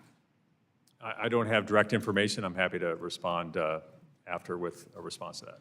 To what extent has DHS consulted with the FAA about the appropriateness of proposing to house migrants at airports? I don't have any direct information about that. If DHS has consulted with the FAA, what has been the FAA's response? Again, I have no direct information on this. Committee staff asked in a follow-up email if the FAA could provide a detailed description of any analysis or assessment of the DHS housing plan or any other instance of airport migrant housing that has been conducted by the FAA in accordance with the FAA's safety risk management policy. The decision to approve housing of migrants poses a serious security threat and represents failure of the Biden administration's disastrous border policies. Does the FAA have a plan in place to ensure that any of these sites, even the ones that perhaps you don't know about yet, will no longer be used to house migrants? I don't have any information about that. So you're the administrator of the FAA, and you don't have any information on any FAA locations that have housed migrants or could potentially house migrants? To my knowledge, there are no FAA locations that house migrants. To your knowledge, are there any FAA locations that were approved to house migrants? I mean, I don't consider an airport an FAA location. Maybe you're talking about airports? The FAA has to approve in order for them to become migrant shelters. We approve community use agreements, yes. Okay. And at no point did the FAA think that perhaps it was a bad idea to house migrants in these locations? I don't have any information on what FAA was thinking before I got there. Okay.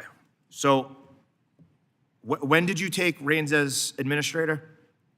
End of October. End of October. Okay. So on November 6, 2023 was when the letter was sent. It's now February 6, 2024. We still haven't received a response. Will you commit today in front of this committee that in 1 month you will respond to the questions that were asked in this letter? 1 month from today, I will, yes. From 1 month today. So by March 6th of 2024, we will have an answer to all of the questions. Yes. Thank you very much. I now recognize from New Jersey, Mr. Menendez. Thank you, Chairman. Today I want to focus on the constant helicopter noise we face in our district, in New Jersey's 8th Congressional District. It's a densely populated urban area. I've heard from countless constituents about helicopters that fly at low altitudes for prolonged periods of time, shaking apartment buildings and disrupting enjoyment of public spaces, such as our urban oasis of Liberty State Park. Residents are also concerned that helicopters have been using new flight paths without input or notice to residents. How does the FAA monitor and enforce helicopter altitudes and decibel limits in areas like New Jersey's 8th Congressional District and Liberty State Park?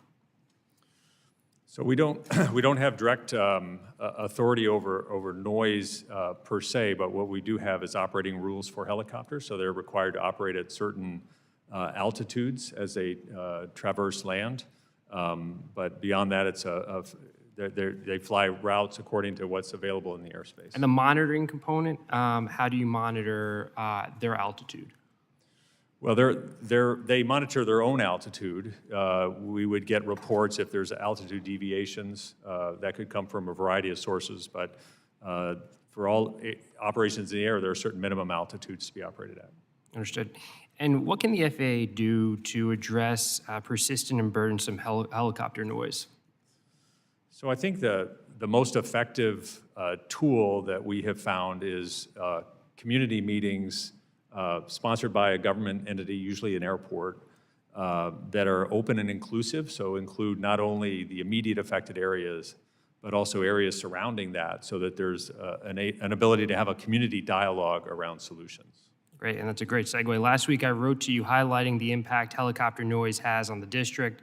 My office and the Hudson County Board of Commissioners have received a growing level of complaints and are requesting the opportunity to discuss the issue and potential solutions during a public meeting with your representative from the FAA. I want to formally invite you to our district to experience this issue firsthand and to work together towards a solution by attending this public meeting with the Hudson County Board of Commissioners. We'd be happy to have a representative participate, provided it's, as I mentioned, a government-sponsored meeting and one that includes a very broad community. And I think it's also useful to include zoning officials, since some of this is also zoning related, which is outside of our domain as well, sir. Yeah, absolutely, and we would be happy to build a broad coalition of folks there and different stakeholders to ensure that's a productive meeting for the representative that's able to attend. Switching gears, I'm glad that the FAA has taken serious steps to deal with terrible assaults and violent incidents against flight crews, and I commend the agency's efforts in taking on this issue. However, I'm still concerned that assaults against landside employees aren't receiving the same level of response. These workers work directly with customers who are experiencing delays, cancellations, or other complications with their travel.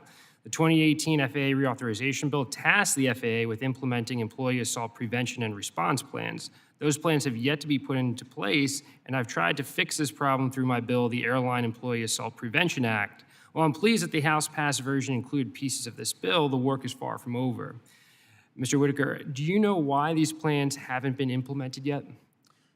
I'm not familiar with that specific plan. I do share your concern about obviously assaults on not only flight crew, but in the airport. I think the airport space becomes a little more complicated. You don't have the clear authorities and the sort of captive environment. It's unclear, for example, what TSA's involvement might be, what the local police involvement might be, what the airport's involvement. So I think the issue becomes murkier in the airport environment.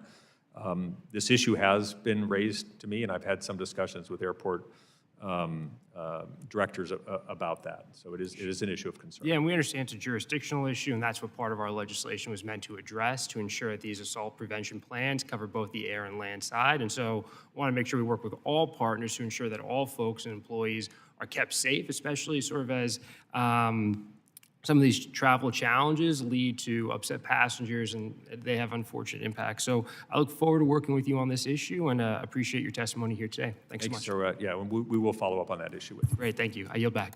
Thank you, Mr. Menendez, and I recognize Mr. Massey for 5 minutes. Thank you, Mr. Chairman.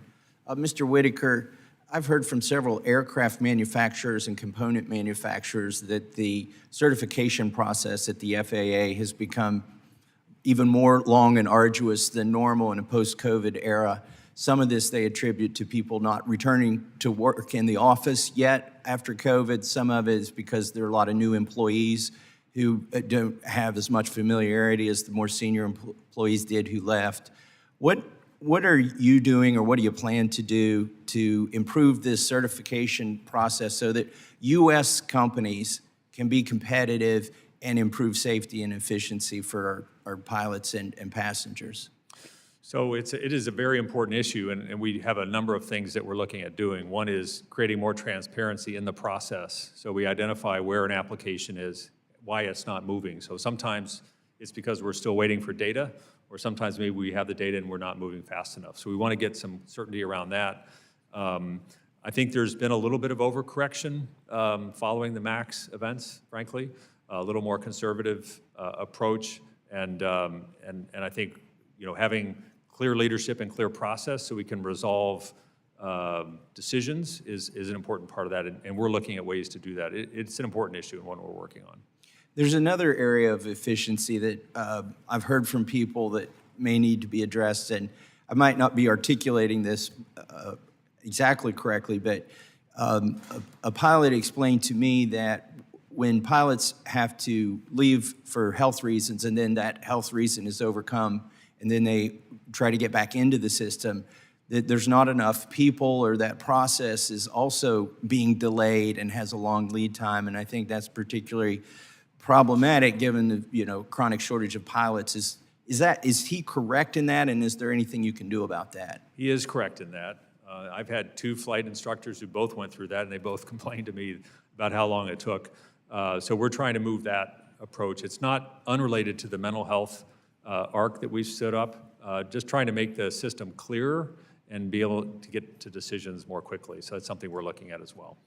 Another thing in that line of questioning with pilot shortages, training is a big issue, and getting pilots through that process.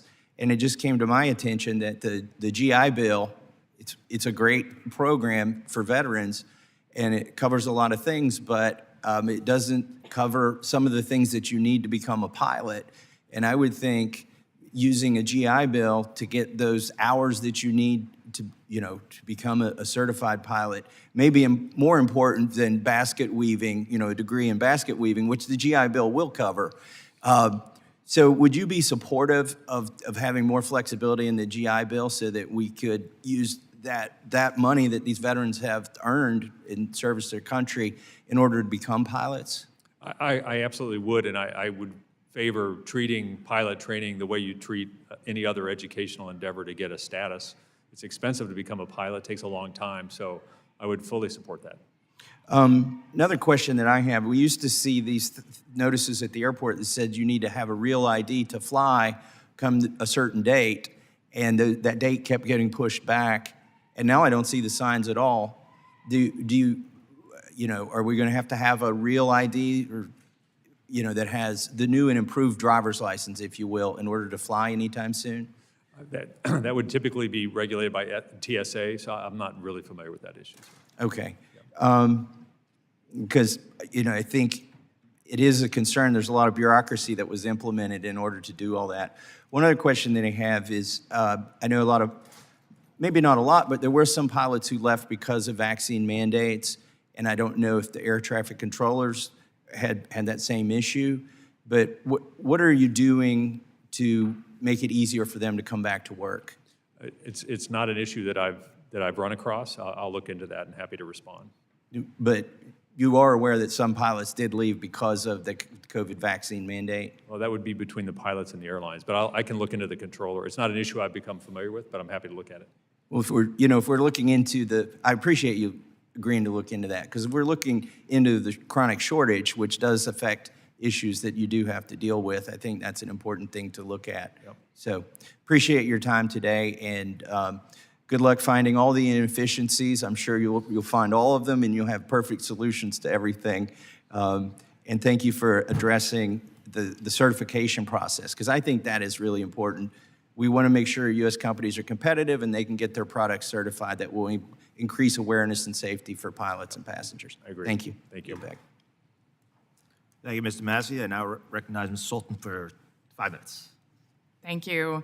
I want to thank our chairman and ranking member for hosting this hearing, and thank you so much, Mr. Whitaker, for taking the time to be here, not only as a member of this committee, but as a mother and a frequent flyer myself. Now, because of this is also a deeply personal issue. When I fly with my kids and back home to my kids, the safety and security of air travel is essential. You have a mighty task in this new role, and we know that you are up to it. I thank you for your patience in handling all the questions today. I have two questions for you. One is general for all air travelers, and then another specific for my district. We've talked a little bit in this hearing today about the differences in approval delegations. We on this committee may understand the differences between design and manufacturing approval delegations, but for the American people, they don't necessarily know that. They know that hundreds of people died in 2018 and 2019 because of the Boeing 737 MAXs. And they know that now there are terrifying experiences happening to travelers on essentially those same planes. What are we doing to not only assure safety, but that assure that people can feel safe in this after this investigation process? Maybe more specifically, what are you specifically tasking MITRE to examine in terms of reclaiming certain approval authorities? And if you can give some examples of that. Thank you. So the MITRE tasking is to really look at what's been delegated and what our options are for reeling in that delegation, and what areas are being undertaken by the manufacturer that could be done by a third party, for example. So really it's a question of looking at having a neutral third party overseeing parts of this process. So we'll see what they come up with. You're right, there's confusion between the design delegation, which is really where a lot of delegation happens, and manufacturing, where there's less delegation, but there are functions that look like oversight, like quality control, that don't seem to be being properly executed. So the audit is designed to allow us to really understand what are the impacted areas, why is it not working, and what are our tools for fixing it, whether that's bring a third party in to oversee it or somehow change other incentives or the process. Thank you. Again, for the sake of the passengers, for the sake of the industry, which we all rely on, we implore you to make it clear in these studies what has been done and what has been undertaken to assure safety for the American people going forward. Yes. My second question is a little bit more district specific. Grand Rapids is home to the Gerald R. Ford International Airport. It is one of the busiest 75 airports in the entire country, one of the first airports to return to pre-pandemic levels. We had record travel numbers in 2023, close to 4 million travelers through the terminal, up 6% from a previous record in 2019. And yet, it has the oldest airport tower of all of the top 75 busiest. Currently, there are no standards for how and when we replace these airport towers. I hope to change that through my bill, which was included in the FAA reauthorization, which we're hoping the Senate will act on any day now. But the important thing is, you don't need to wait for them to act. The FAA owns this tower, and the community cannot replace it until the FAA says so. Can you speak a little bit to the importance of infrastructure in ensuring safety around the country? So I can. Infrastructure is a huge challenge. We have a lot of it at FAA, and a lot of it is really beyond its useful life, including, for example, all of the high altitude control centers that are designed for no more than 50 years of service, and they're pushing 60 at this point. The funding for that has been a challenge over time, and maintenance falls behind. So I can certainly look into that particular instance that you've cited, but it is a problem throughout the NAS. Thank you, and we'd be grateful for you having a look. Yep, thanks. Thank you again for your testimonies today. Thank you. Thank you. I now recognize Mr. Collins for 5 minutes. Thank you, Mr. Chairman. Good to see there, Administrator Whitaker. And I guess I want to kind of start out with, I've been running like crazy, so I had to change hats for a second. But I had the opportunity last year to go to the Atlanta airport. I'm out of Georgia, and visited the tower, the airport, and TRACON. So we've down to just one more facility that we want to visit up there, and very impressive. So I know you've got your work cut out for you. And like so many agencies and so many hearings that I attend, I think one of the main themes that I get over and over again is how we have such a lack of modernization and antiquated. I don't care if it's software, hardware, whatever it is. It seems like the federal government just doesn't do anything to stay up to date or improve their technology. So last year with NOTAM going down, and from my perspective, it looked like that the Department of Transportation spent a lot of time on just changing the name of that acronym instead of updating that 30-year-old software, which was where they should have had their focus. Can you tell me what steps you've taken since your confirmation to speed up the modernization of technology, where we're at on NOTAM, and what other specific systems you may have updated? So I think one of the challenges that we have is as we do modernize, we get stuck with a lot of legacy systems that are hard to take out of the airspace. Even some of the systems that were in place before we were born are still used. And sometimes it's the military that relies on those systems, and sometimes it's just folks that have been flying a long time. So we end up supporting a huge amount of antiquated systems, and that impedes our ability to modernize. There's been a lot of modernization over the past 10 or 15 years. What you would have seen in the TRACON and the center are new systems, and basically a new platform for new technologies to make the system more efficient.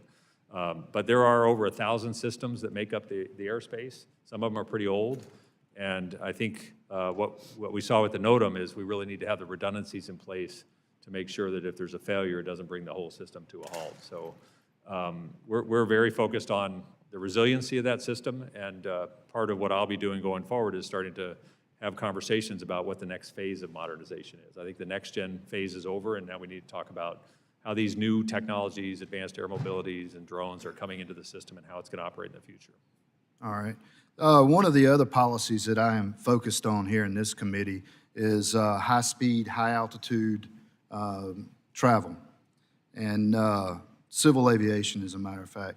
And as a matter of fact, we got put into the FAA reauthorization and amendment that states that the FAA needs to come up with a study on how to certify new hypersonic engines.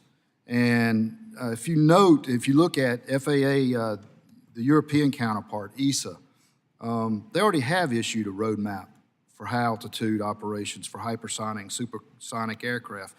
So can you tell us what, if anything, FAA is doing to prepare similar guidance for American airspace? And further, can you tell me what else the agency can do to ensure that American companies continue to lead in this innovative field? I don't have a specific answer on the high-altitude airspace, but it will be part of what we look at as we talk about the airspace of the future. And we'll also look at what EASA is doing and what other jurisdictions are doing, so we don't have to reinvent the wheel. But I think we need also our own comprehensive roadmap that integrates these new technologies and gives us a way to bring them on as quickly as possible while keeping that same level of safety that we all want. You know, Ed, my time's almost up, but I just wanted to make a last quick comment. When I was at TRACON, they were about 40% down on air traffic controllers. We use a lot of veterans, and they're great people to put in those positions because they're very organized and very dedicated. And I would just caution you, it seems like we've made a move to get away from hiring people on qualifications and hiring them on classifications. So I can assure you that we hire everybody on qualifications, and I can also tell you that we have just recently put in changes to be much more flexible in how we hire out of the military, because we're able to hire from the military and put them directly into facilities. So that's one area that we're really trying to open the pipeline on. Thank you. Thank you, Mr. Chair, and I yield back. I now recognize Ms. Holmes Norton for 5 minutes. I thank the chair and ranking member for holding this hearing to learn more about the challenges the Federal Aviation Administration is currently facing and to emphasize the importance of passing a long-term FAA reauthorization bill soon. Mr. Whitaker is co-chair of the Quiet Skies Caucus and the member who represents the District of Columbia, which is plagued by aviation noise.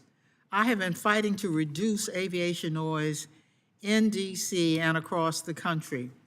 Whilst the safety of the aviation system must be the FAA's priority, the FAA needs to do much more to combat airplane and helicopter noise, which will harm the health, quality of life, and the structural integrity of homes. Last year, I got 2 provisions, including in the House-passed FAA reauthorization bill, to combat helicopter noise in D.C.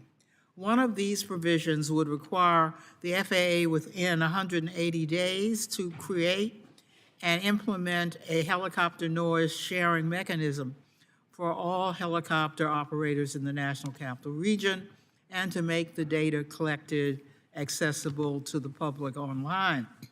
This data would help us develop additional solutions to address helicopter noise. My other provision would direct the Government Accountability Office to conduct a study of reducing helicopter noise in D.C., almost all of which is generated by government helicopters. This study would be required to consider the extent to which military operators consider operating over unpopulated areas outside of D.C. for training missions, the extent to which vehicles or aircraft other than helicopters could be used for emergency and law enforcement response, and the extent to which helicopter operators have assessed and addressed the noise impacts of various factors of operating helicopters, including altitude, the number of flights, flight paths, time of day of flights, types of aircraft, operating procedures, and pilot training. Mr. Whitaker, what, if any, steps is the FAA taking to reduce airplane and helicopter noise over populated areas like the District of Columbia? What I can say is in the past several years, they've made some improvements in that area. They've hired specific folks who are focused on community engagement. And in situations where airspace is being redesigned or where there are persistent noise issues, they'll engage with organizations to have community meetings and understand the views of the citizens and see if there are actually real-time changes that can happen in the airspace to try to mitigate. We certainly haven't heard it yet. It hasn't been felt here yet. Yeah, I don't know the specifics of DC. I know that we're on a fairly tight footprint and the approach paths are fairly limited by the restricted airspace, so there probably aren't a lot of options beyond the north-south arrival and departure for DCA. So that may be a limiter in this case. All right, thank you. I yield back, Mr. Chairman. Thank you very much. I now recognize Mr. Nels for 5 minutes. Thank you so much. Understand here, Mr. Administrator, I'm not on this subcommittee, so they had to wave me on. So I'm the last one in line here, but hopefully we can finish this, and I thank you so very much for your time. Obviously, this is very, very important to the industry. It really is. This legislation obviously has passed this House. It passed it overwhelmingly, and now it's sitting there over in the Senate. I think we've beat the dead horse on Part 135. Everybody knows. The FAA knows that we have pilots flying around that are 67 years old in these private aircraft with everybody else with Delta, and we fire them at the age of 65. And that just doesn't make a whole lot of sense to me. I find this letter that was issued just a day or so before the Senate markup of a bill that has lingered for over a year on a matter that has been repeatedly proposed over 4 years. A matter that which you were asked specifically in hearings. You had a hearing before the Appropriations Committee just a few months ago, and you answered quite matter-of-factly about faithfully executing the legislation of Congress, and I think we agree with that. This is Congress's decision to make, and you will implement once it's passed, correct? All right. So now it seems like this letter, which I believe is full of flaws, and I think we've pointed those out, it seems to have some opposition to raising the age. If you read the letter, and you read between the lines, it appears that the FAA that you, sir, are against raising this age, and that's just not true. You are not opposing it. My intent was not to oppose it. My intent was to identify the issues that we've identified during technical assistance, which is around international compliance and Sure. around data for what this means to raise. Yes, sir. And I think that we've addressed all those issues with ICAO when we raised the age from 60 to 65. All those issues got worked out. The gray on gray, remember all the gray on gray, ICAO did it. We obviously had it here, and now we don't even have the gray on gray. So the point is, I think about looking at your background, you're a former pilot, and I think you're 62 years old. You're 62 years old, right? And I think you have a 5-year term, 5 years. Do you think that we should give you a cognitive test when you turn 65? Before you finish your term out, do not believe that we should give you a test to make sure that you're all there. You got the cognitive when you turn 65. I mean, we do it for the pilots. We do it. They get their EKGs, they get their physicals. I mean, that is a stringent process. We do it for them. Why shouldn't we do it for you? So I think with respect to regulating airmen and the safety of the NAS, the medical certification is there to protect. I agree. So- And you agree we have the safest aviation record the past 10 years. I mean, things are going very, very well, knowing that we passed legislation that allowed the Part 135s to fly to 67. We haven't had any issues. You have any issues right there with Part 135 right now? Any concerns with that safety record? As I said earlier, I have not looked at that data. I think, well, it's whether I'll help you. There is no problem there. There is no problem. You heard of Wheels Up? You know who that is? Delta's own little private version of their, right? I wonder how they would feel, the Delta's CEO, if you start raising concerns about their safety as it relates to Part 131. Dave in the audience, this guy right here, been at Delta for 30 years, former Air Force spy plane pilot. He's 63 and a half. America, we're going to fire this guy in 18 months. It's an arbitrary number. We just come up with it, 65. Let's just fire him. He goes through all the testing. He does it all, but we are going to fire this man because of that age. But yet, sir, you are out there touting a project to recruit retired, experienced military air traffic controllers, but an existing, fully qualified and not yet retired pilot is somehow unsatisfactory. Nobody in this hearing, my friend, I think Mr. Massey brought it up once, talked about retirement age today. Nobody brought it up because it passed this committee. It passed the House of Representatives overwhelmingly. And now it's over in the Senate. Alpa got beat over here. Ambrosi got beat. Now he's kind of through a train wreck and try to get you to confuse the other members in the Senate with this letter, making it sound like this isn't safe. All the data's there. The live environment testing's there. You can reach out to Japan, all these other countries. You know that we got pilots flying at 67, Part 135. It's all there. All the data is there. And ALPA, matter of fact, Ambrosi was served last night with a lawsuit. 2,500 ALPA union-paying members filed a lawsuit on Ambrosi for a breach of duty for fair representation. Shame on him. Let's get this done. And I think, sir, it is incumbent upon you to get some clarification as it relates to this letter before the Senate meets on Thursday. Would you be willing to do that for me? Look at this letter? I'm sorry, I'd be willing to do Would what? you be willing to look at this letter and look at this and try to say, hey, listen, there's some problems with this letter. It's not true. I think I've clarified the intent of the letter. Very good. I appreciate that. I yield back. The gentleman yields. Are there any further questions from members of the committee who have not been recognized? Seeing none, that concludes our hearing for today. I would like to thank the witness for his testimony. The committee stands adjourned.